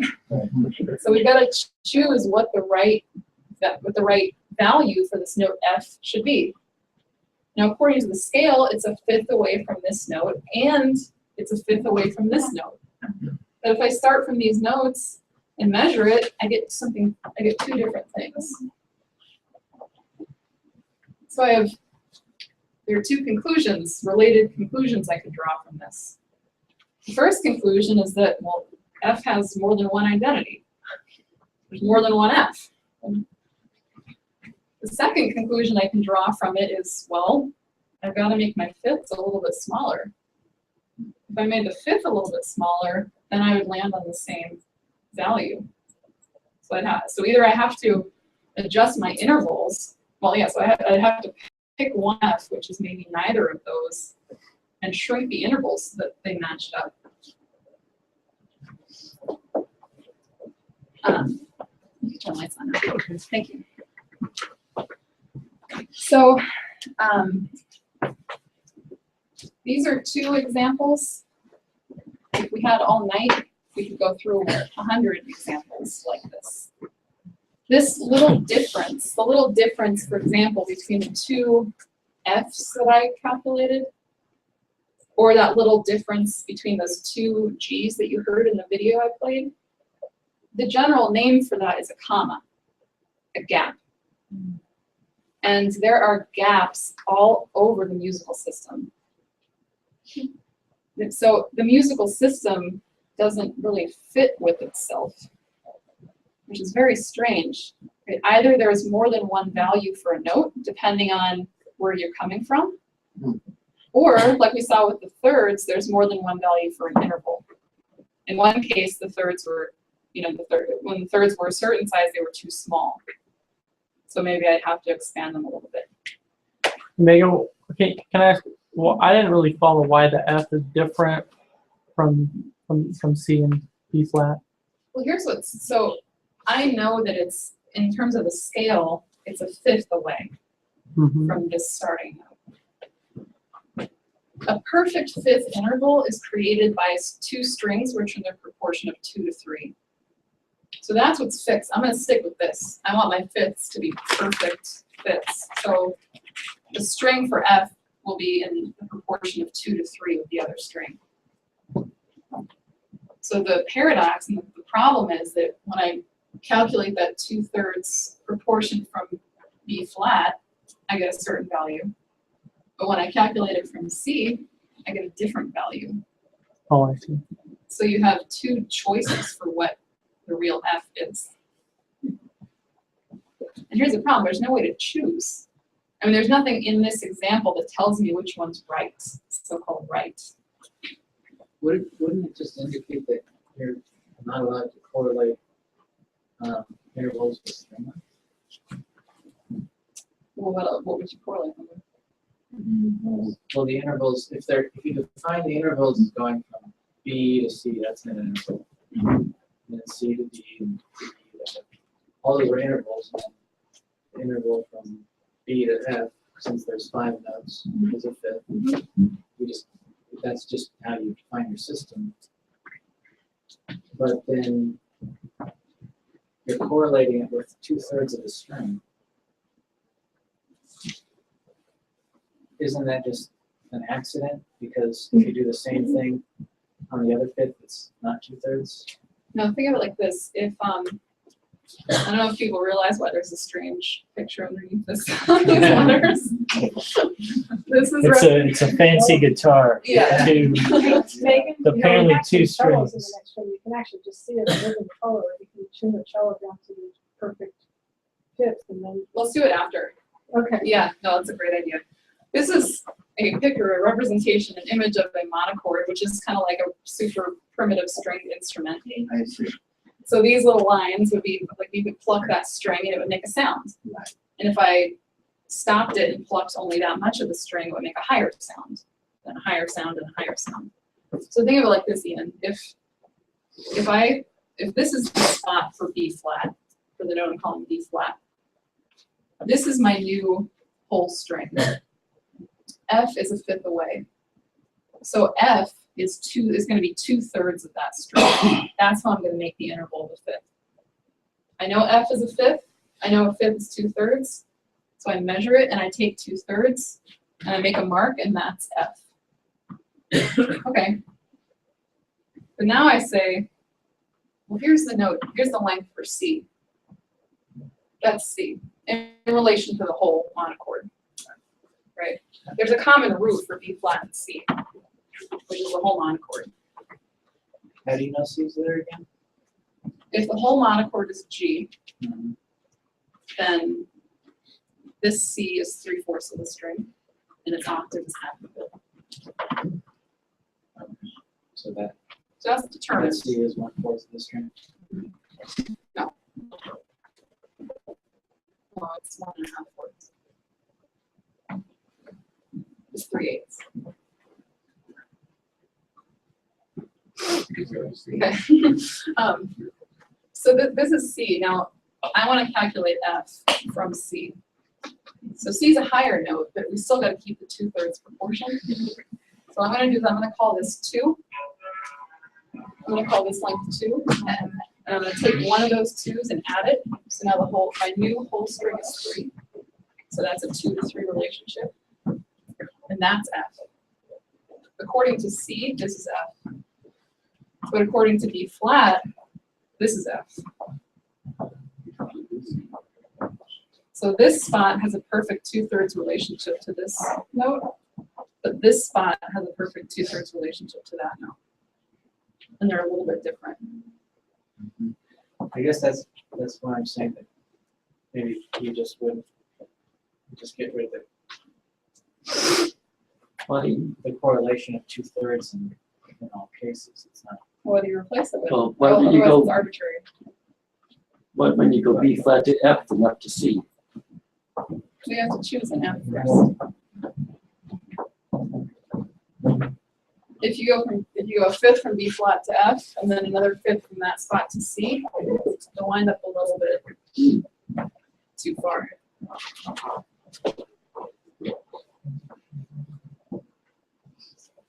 Let's sit down after.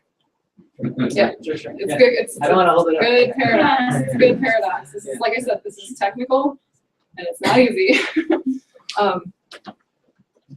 The other C is 9/16, right? Mhm. Okay. 5 9 and 9/16. Yeah. Okay. Right. So, but here's the point. Yeah. So these cracks, these discrepancies, they're all generated from within the musical system itself. They're all generated moving these intervals, and they're everywhere. The musical system is incommensurable with itself everywhere.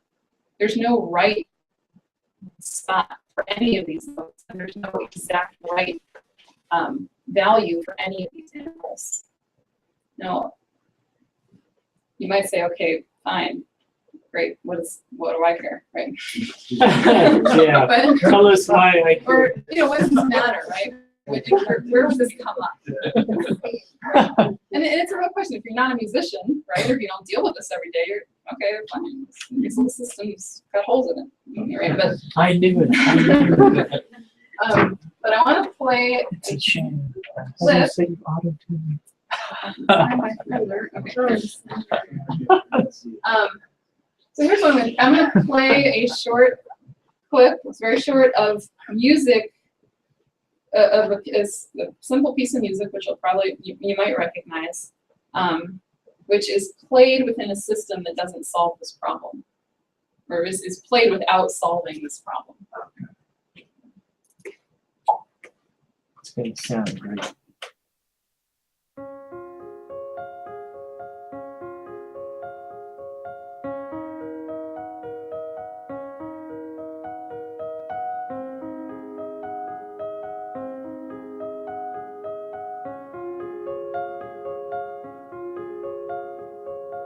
Right. All right. Yeah, I mean, maybe it's obvious. It might not be obvious to everybody, right? But it's pretty clear. I mean, I can play it one more. I'll play it one more time. Sorry. What are people listening for?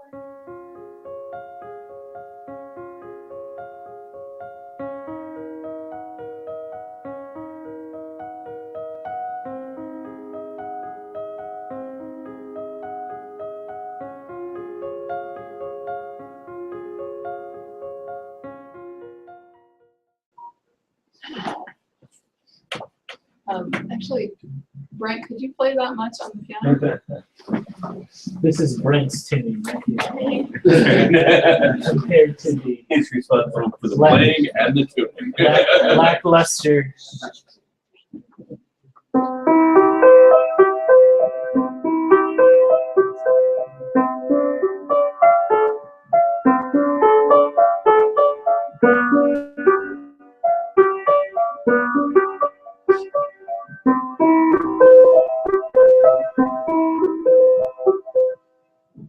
Okay. So that, now listen to this one.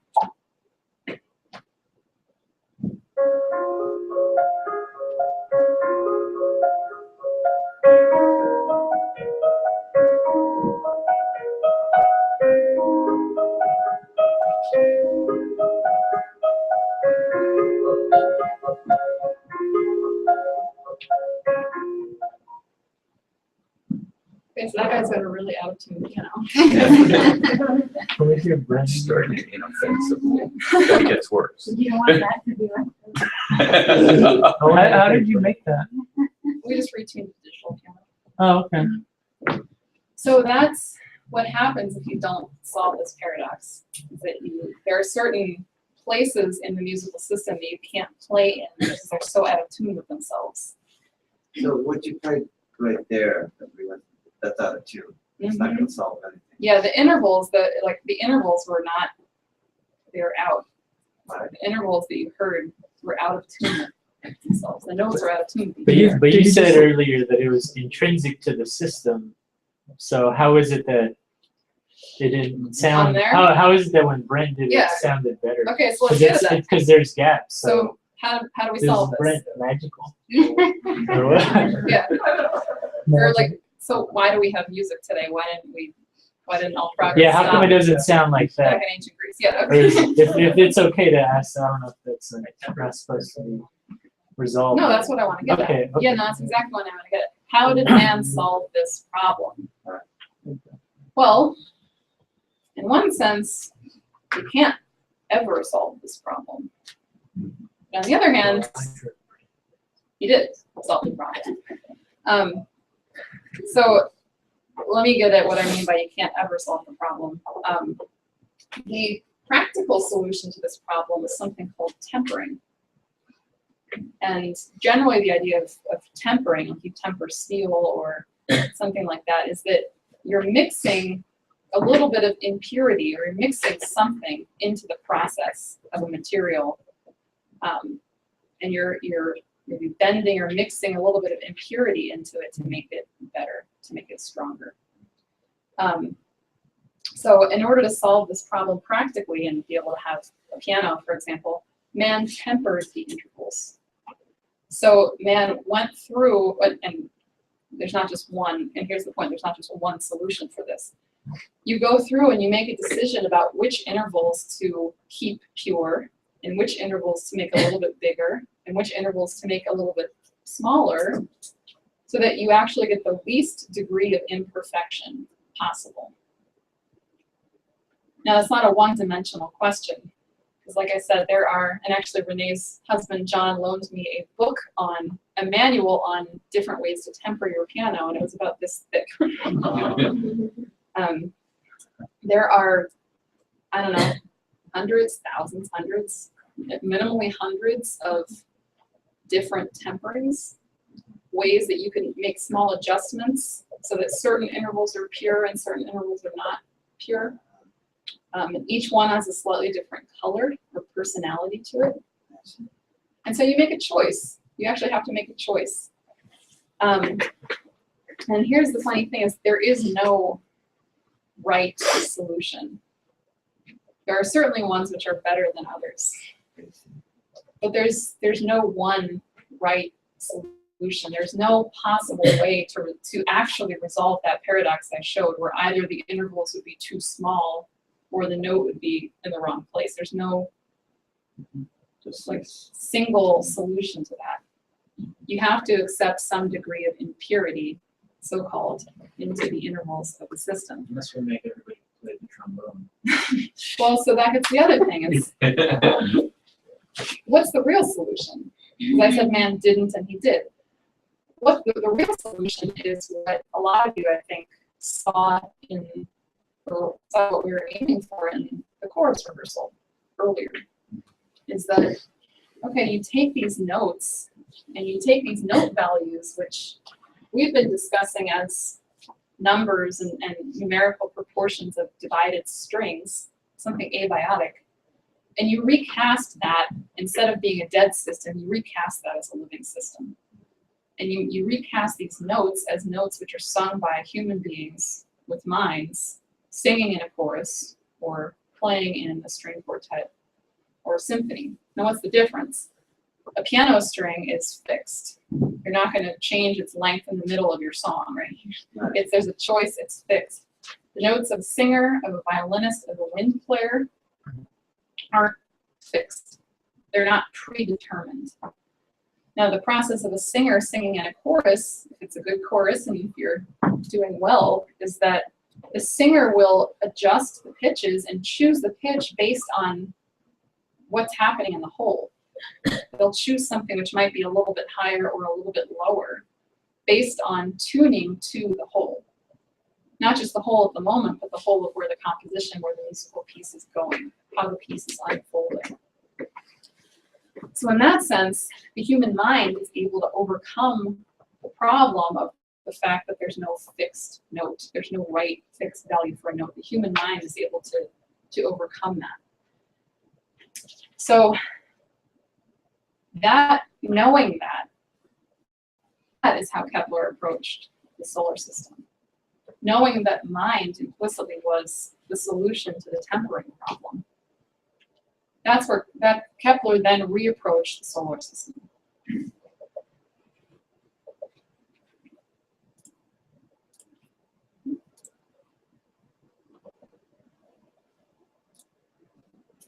So Kepler knew something from the observed motions of the planets. And what he knew is that if you were standing on the sun, and remember, Kepler already had the idea that the sun was not just sitting, like lazing around in the middle of the solar system. The sun was actually generating the motion of the planets. The sun was the cause of the motions. He already had that idea.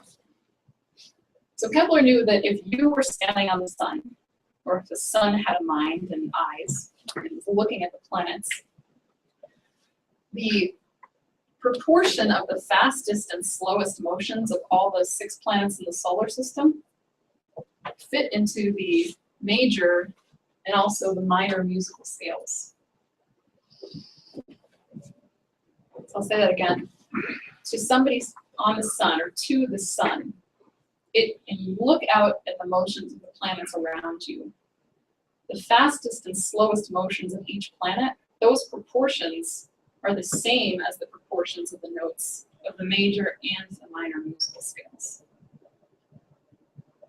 First of all, that's astounding. Yeah.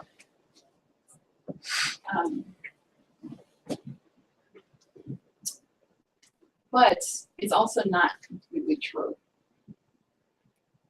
They are very close to the values of the major and the minor musical scales, but they're not exact. And so the question before Kepler was this question of polyphony, this question of tempering.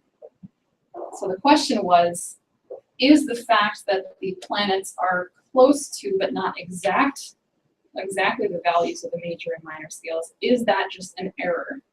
And is my hypothesis, not true? Is my hypothesis invalid? Or is it the case that the solar system is reflecting the same kind of process that I see in music of polyphony? Are the planets reflecting tempered intervals? Meaning that there's a polyphonic, something mirroring a polyphonic musical system occurring in the heavens. So in order to answer that question, he doesn't do more calculating with the data. And that is the difference between him and the way scientists are trained today. Scientists today are trained to dive deeper into the mathematics, dive deeper into the statistics, run it through more statistical models, run it through more algorithms and see what pops out. And Kepler actually turned away from the data altogether in order to answer the question. And instead, the place that he turned was the creative capacity of his own mind. He tested the ability of his own mind to come up with a polyphonic system of motions that could reflect what he was seeing in the solar system. So what he did is he went through, and I'm not going to go through it tonight, but in detail, but what he went through was an entire thought process about asking himself the question, if I were the creator of this system, knowing the different qualities of the planets, knowing the qualities of the distances of the planets from one another, if I were to create this system that was going to be the most beautiful, was going to reflect the most variety possible, and was going to reflect the major and the minor musical scales, what motions would I give to each planet? So he goes through a whole process of hypothesizing where he makes a first hypothesis, and then he starts tempering the intervals, like Brent was describing with the piano, right?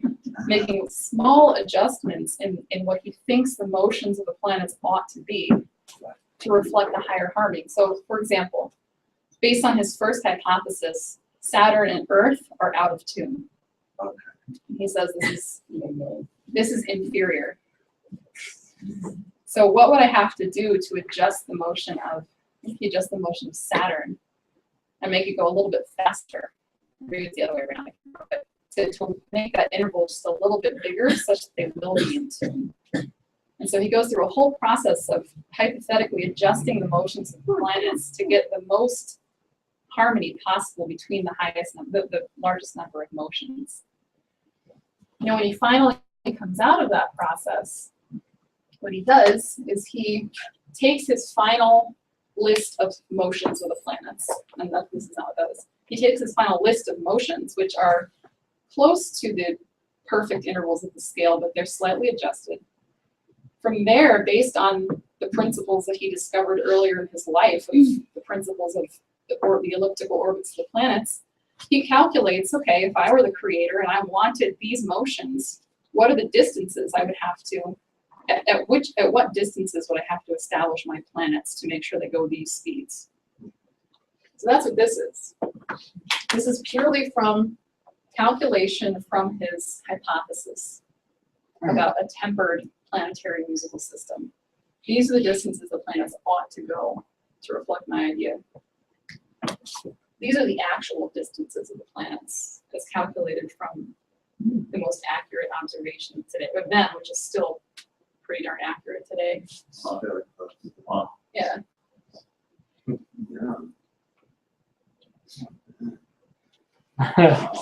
That's pretty good. Yeah. This is what that even go Saturn back to is- space or seeing any of this. It was just really by using his mind. Wait, but it's true, but you can't really, we can't ever see any of this Right. thing. Because it's based on the sun's perspective, right? Yeah, This is, so it's not, Distancing's probably changed. they have changed since then. It's been 400 years. so the music has to have changed. Right, well, so that's the thing. So let's just think about what well, just to add, he was right. Thinking like this, thinking the way that he thought of recasting the solar system as an object of the human mind, recasting the motions of the planets as motions of a chorus of an orchestra, something like that, thinking musical thoughts, he derived the same distances as are the actual distances that were derived by the physical universe. Thinking like that, Kepler made the discoveries that allowed us, just earlier this week, to arrive at and land something on the comet.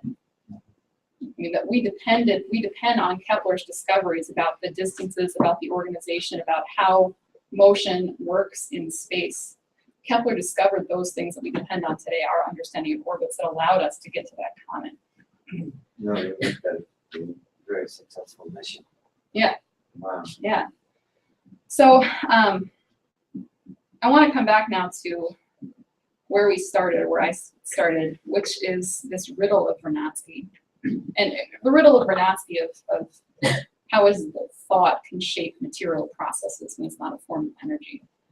I'm not saying we've gone through some literal answer of that, but think of that. Think of the issue of what is the human being? What is the actual nature of the human mind? And with the work of Kepler, you are confronted with the fact that the human mind, yes, the human mind seems to be a mirror, a substantial mirror of something real, something valid about the physical universe. And I think it really does raise the issue of what is the necessary role of man now with this challenge before us on the table. I think it gives more meat to LaRouche's emphasis on the importance of the work of China, especially, but China and India with their space program, with the fact that they are taking the first steps to establish man off of the planet, not only observing the solar system, but now being out there shaping and coming to a higher understanding of what the solar system is.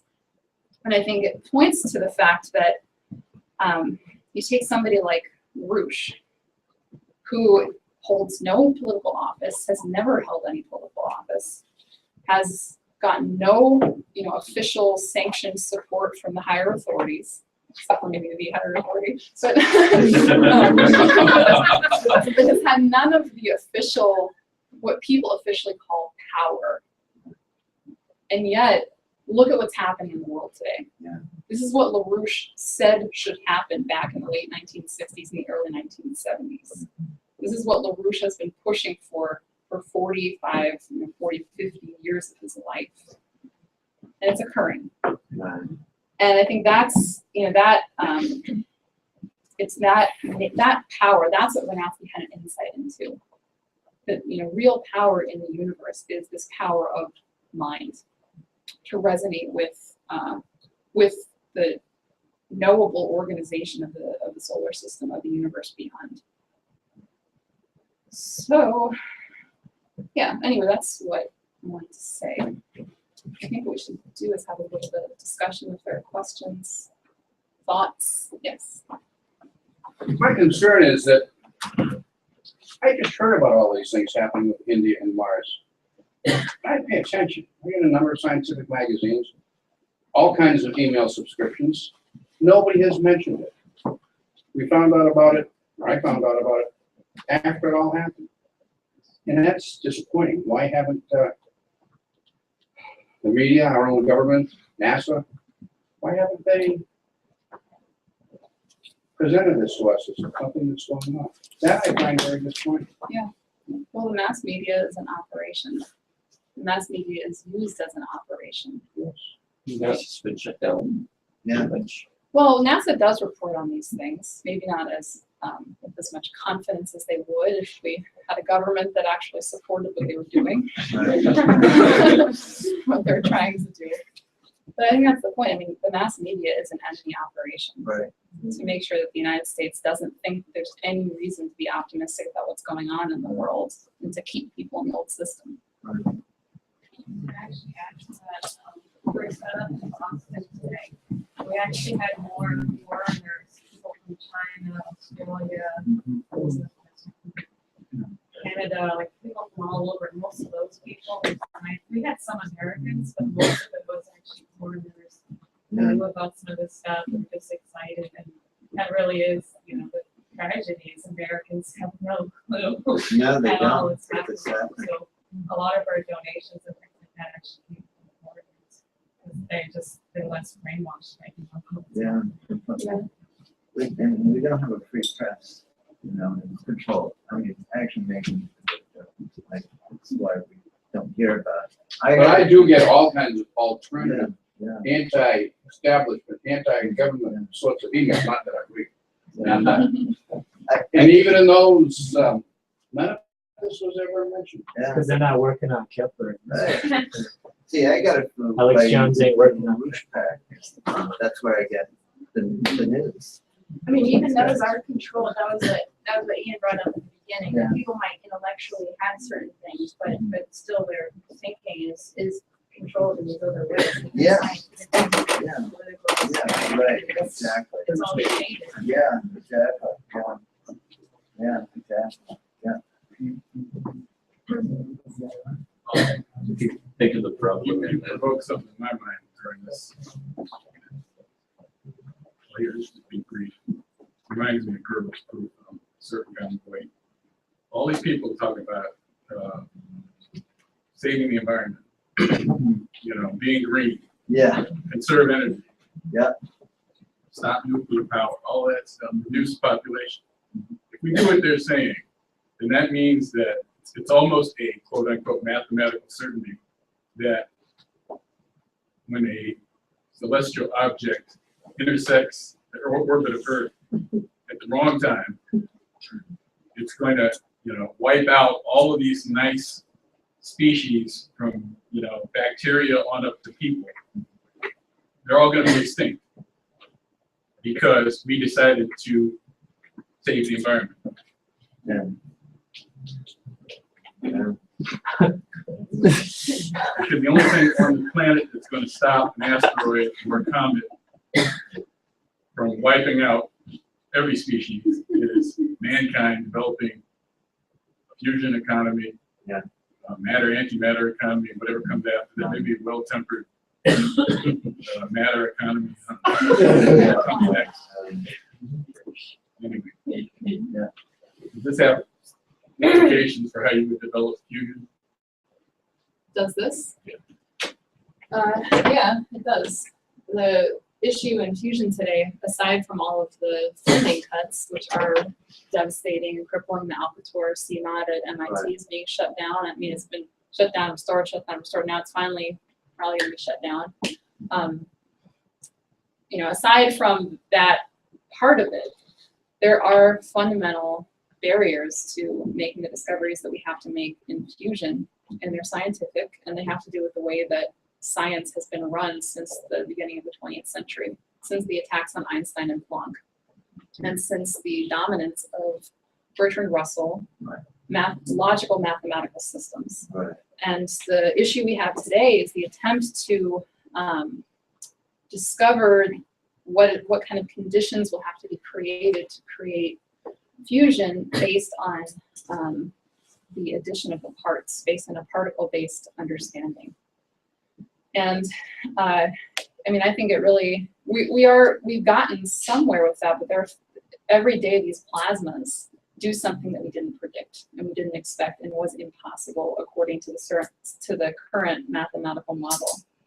And so then they have to go back and make an adjustment or add a new parameter that they didn't know existed before and run it again. So yeah, it really is going to take a certain revolution, I think, the kind of creative hypothesis that Kepler had about even beyond what's really going on, but all of these formulas and all of the ways that we're using to work with the plasma and to work with the fuel is all based on certain assumptions about what matter and energy are and how they interact. And obviously, we have the best minds in the world working on this for 40 years, even in difficult conditions, and there's still stuff that's something which is evading us. And so, yeah, I do think it is going to take some new hypothesis about the nature of what we're really dealing with to fundamentally solve the problem. Isn't that why LaRouche had proposed that we study the Crab Nebula? Yeah, Yeah. yeah. Maybe that's a project we can put out with the Community of Nations. Solve that one. You know, what is the Crab Nebula? How can we master ideas that are relevant to change, you know, what's going on here in front of the galaxy? Yeah. Well, that's what's exciting. There are phenomena in the galaxy. Every day we discover a new something which is doing something that it's not supposed to be able to do. A black hole which is shooting something out of it that it's not supposed to be able to shoot out. Or you're saying the Crab Nebula is operating and changing in a coordinated way that it's not supposed to be able to do because it seems to defy the speed of light. So every day we're running up against the universe kind of telling us that there's something wrong with the way you think the universe is organized. There's something wrong with the way you're measuring because there's something wrong with the way you're thinking. The way they're doing it, it's all they're calculating. Well, the problem we're dealing with, I think the answer to this question, which ties into this, is also that people have to realize how much the daily life in the United States really is orchestrated out of London. Yes. And orchestrated by the British Empire. Right. And this is a very good, that even people who think of themselves as the underground media, who tend to axiomatically ignore all the evidence that the solution to this problem is actually relatively simple, which is to destroy the British Empire. Exactly. And since the opposition to this tyranny that we're living under has this psychology of victimization, I mean, what they do, you have a series of act reactions. I mean, Megan was just referencing Bertrand Russell's shenanigans at the beginning of the last century, where they ran this bug operation to impose mathematical proof on all scientific experimentation, which we published a lot of material about, which had the effect of crushing creativity. It was like a scientific McCarthyism syndrome, like the witch hunts of the 1950s. But it goes back to the use of Newton to attack Kepler. We were having this whole discussion about Kepler, but almost as soon as all this material was put out, the Anglo-Dutch Empire ran a huge operation. I mean, Lyndon LaRouche is one of the only people on the planet who openly, repeatedly says that Kepler was actually an effective genius. I mean, he's usually described as a mystic who, happened to come up with some useful mathematical formulas. Right, and that's what's I mean, there's a book that was written, I think it was at Harvard, something like The Theory of Scientific Revolutions by Thomas Kuhn. And Structured Scientific Revolutions. This book has been around about 40 years. I mean, I remember when we first founded the organization, we all read it. And still, all the campuses are still reading it. And you go through the whole book, and Newton and I forget who else, and whatever, Newton is all over this book, and some other, these certified authorities. And Kepler and Leibniz are just a few footnotes. They're barely even mentioned. So that's the problem that we're dealing with, that even the people who think they're in opposition are so enraged and victimized that they don't want to go after the people they don't want to go after the system, which is causing this persecution. So we got to clear. How can we be positive and assume that we can win? Right. We have this sense of victory, which I think Kepler is good. It's really thoughtful. We've got to get a sense of victory behind it. Yeah, exactly.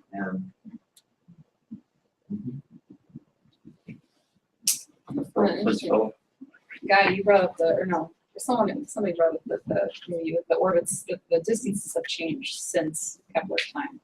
Yeah. Right. So yeah, that's true. Over time, the orbits slightly it's called the perturbations. They kind of go back and forth between a little bit more elliptical and a little bit less elliptical over time.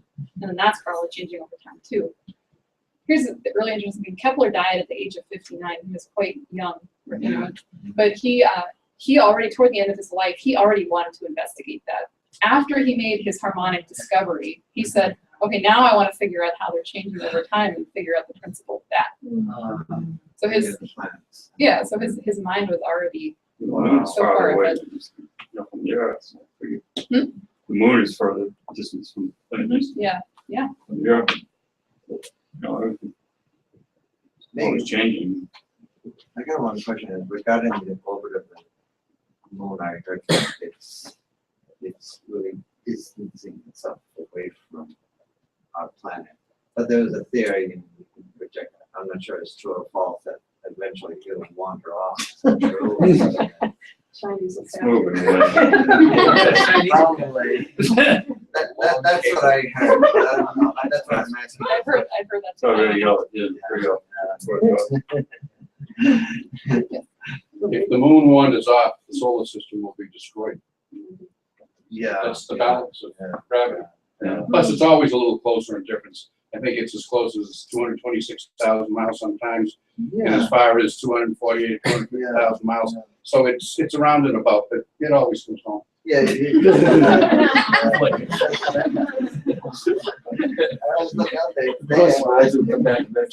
Yeah. When you were talking about the distances change, I started thinking about when you watch a violinist and the way they move their finger back and forth on it, because I looked at really closely at it, and they're not just like jigging their hand, but it's like a rolling thing. So the distance of the string is slightly changing just a little bit. Right? Isn't that how you do it? The vibrato, yeah. So, and you know, you do that when you sing, and you see them all do it. So it shows that even like, you know, a violinist isn't picking the right length. They'll pick a length, and then they intentionally change constantly with their hand. Your voice does that too, right? Yeah. Relaxed voice when you're singing correctly according to your biology, it naturally goes vibrato. Naturally, yeah, which is what the violinist is doing. Yeah, that's a good point. And the thing I was thinking about Still even no with fixed pitch. right, the thing I was thinking about with this is when you're talking about the distances of the orbits, the things, the orbits change. What you find today, one of the problems with trying to connect it is you're not supposed to connect what's happening with music, which they say is just how you feel, and science, which is hard numbers that you compare and measure. But maybe, you know, it just, you know, I think Kepler is I don't think he was he wasn't blocked by that prejudice. That you have to separate them out. Right, yeah, that's what Renee said. It's because Kepler was such a success and was threatening to overthrow the whole imperial system of science and thought control that they had to try to, you know, they made a major attack on him. They made a major attack on Leibniz, who wanted to continue his work. It's one of the things Scare that, people off. it's one of those things that LaRouche has insisted upon over decades, that the capacity for scientific discovery and creativity in art and music is the same mental capacity. That's why this whole attack by the British, largely through Russell, of saying, no, science is not creative.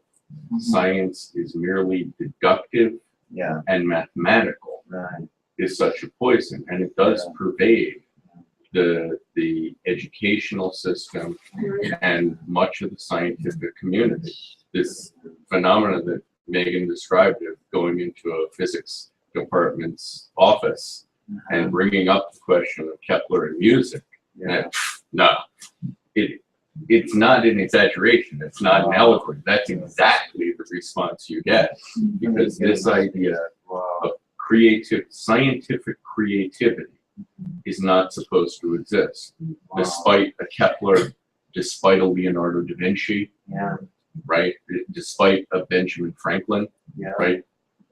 So that's where the real poison comes from. Yeah. And I dare say there's probably not a scientific journal in the country, to reference the earlier question, Yeah. that would even conceive that creativity is fundamental to science.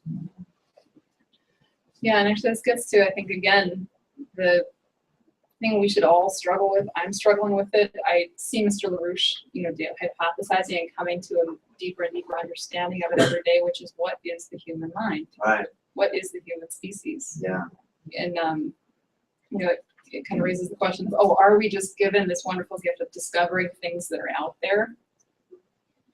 Or, and this is obviously telling you what I really think, but or are we actually participating in creating a new state which doesn't yet exist?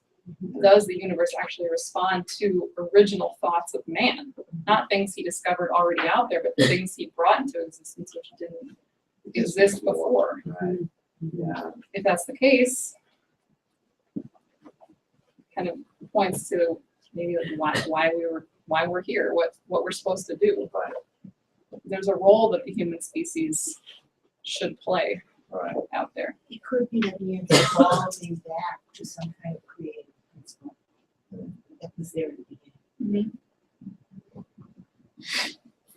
But I In a good book, I will tell you, if you focus and believe on something first, then it shall come to pass. And it's starting to look from that point of view. You're looking what the creator says. As far as the mystic, and I heard somebody bring that up, I get quite involved with talking to people that are somewhat mystics. And, I have told a government official, and they said they couldn't prove it. But I said, I knew them, and I said, if you want to know something, I said, in that black hole, I talked to a mystic, they go into it. And it says it's pure light. Okay, so it's got no value whatsoever, because you can't prove it other than hearing from a mystic and traveling out the body. Okay. There's a way that you can illustrate this, what you were just saying, in this tempering question, in terms of this duality between what was called the perfect intervals versus the temperate, because even the choice of the language, that the non-resonating intervals were the perfect intervals, the octave, the fifth, and the fourth, as opposed to all the other intervals. That was another part of the pre-Kepler musical system. Yeah. But the way that that's changed, it's actually, that's the kind of thing you can illustrate the point that you're making very easily on a string instrument by tuning it to the perfect intervals and showing how it's out of tune. It's very audible.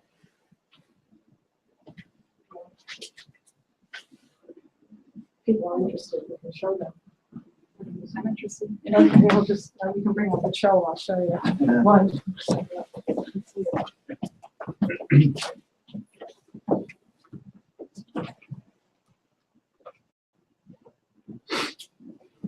I was thinking one more like questions, but that is another thing. This the 2/3, these different proportions that create the intervals, they're also not just numbers. It is the case that when you have strings in those exact proportions, you do get the greatest resonance. It is something physical rather than some kind of numerical thing, which I think makes it more paradoxical when you're dealing with. It is a physical system, which is yet not itself. Do you want to share with me? Yeah. We actually did a demonstration of this one set of concepts. It's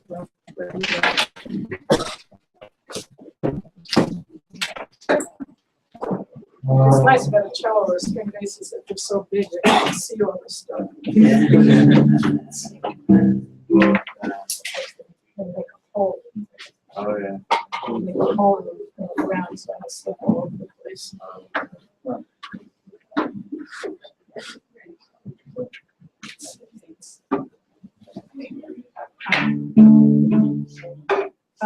The string. That's it. I'm sitting in a cold room. When you tune to and during the medieval period, they used to refer to the intervals where if you play two notes against each other simultaneously, and they're in what they call no beats. You don't hear this in the background, this kind of beating, which you can count. You listen very, very carefully. You can actually count the beats, which of course Brent would know about. That was his book. He's studied. He's becoming an expert on tuning pianos. So if you go for the point where there are no beats, like in the interval of the octave, I'll play an octave for you. This is an A. This is the same tone, one octave higher. And as it's been known for centuries that these kinds of intervals exist throughout the physical universe. I mean, they're not specific to musical situations. If you bang a cup, if you bang a wine glass or something, you get these notes, and you'll get certain intervals of tones, which also occur in the physical universe. But if you do it simultaneously, you reach a point where this is a fifth. It's not an octave.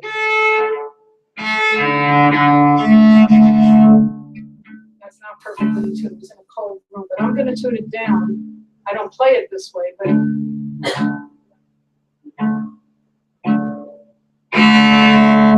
it's almost there. Brent, you can help me when you hear no beats.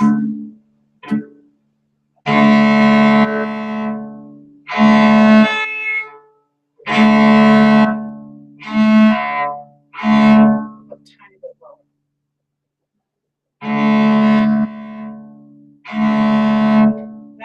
It's in tune as a perfect. It sounds to me like it's in tune as a perfect interval. It's almost. I mean, the strings are they're steel strings, so they're kind of glitzy, so they make a nice ring. But it's not. There are no beats actually.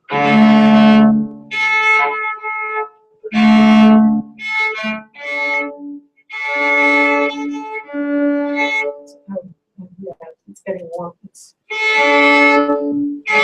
I'm almost, there, you can hear it better on the harmonic.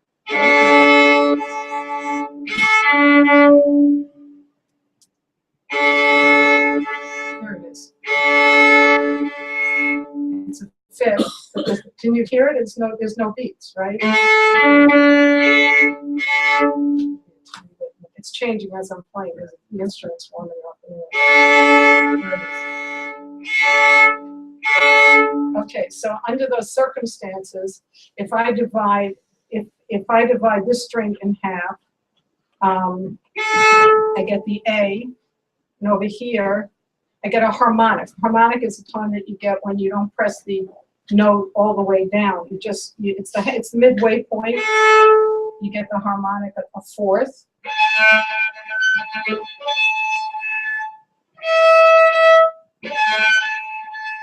It's the same note as over here because it's divided into four pieces now. And then you get the fifth on a harmonic.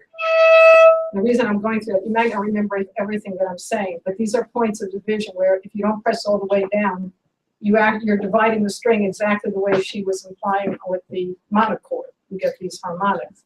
So as I'm dividing this one at the fifth, I'm going to do the same thing on the neighboring string.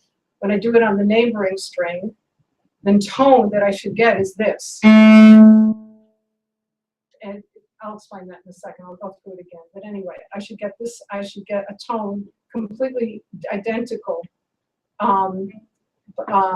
to this tone, but on the octave. If I do the same thing on the neighboring strings. Can you hear the difference? They're not in tune. Because the baseline interval that's ordering the relationship between the two strings is what's called a perfect fifth. Sorry, do it again. It's a trick. You have to get the string instruments are very sensitive to temperature. It was cold there and it's warm here.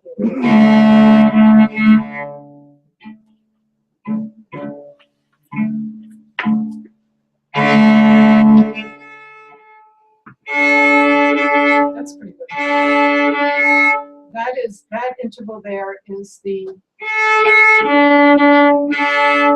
distance between those two strings is what's called a fifth. It's a perfect fifth because there are no beats. And that means when I divide this one here on a harmonic, it should be the same tone as this. But it's not. I hope that wasn't too confusing to people, but it's it has to do with you dividing each string proportionally the same way, and you should be reproducing the tones across the two strings. But if you have a perfect fifth as opposed to the tempered fifth, which is what we play with, we don't play music with that. Although when you're a little kid and you're first learning how to play a string instrument, your teachers will say to you, "Oh, to tune your instrument, listen for the fifth without the beats." So they actually teach you to play out of tune. For lack of, in order for those two pitches to be identical, you have to introduce beats between the bass line fifths. Can you hear the difference now? I just tuned it back up.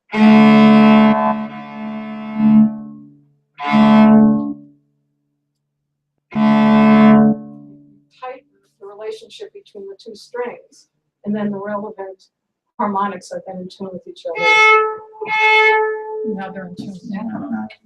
So anyway, you think about it. I mean, the first time you see it, it may seem a little bit confusing. It's really not. Yeah. I'm a little bit tired too, so I'm not explaining it perfectly. Anyway, it's, but all real music uses these slight differentials in order to be able to create, like orchestras. In orchestras, people are totally conscious of this stuff in orchestras in order to be able to hold them together. These small margins, just a few tiny little differences makes all the difference in the world. So I just think we should break up for continued discussion if people want to talk more to Renee and et cetera. I just also want to make a, yes, thank you, Megan.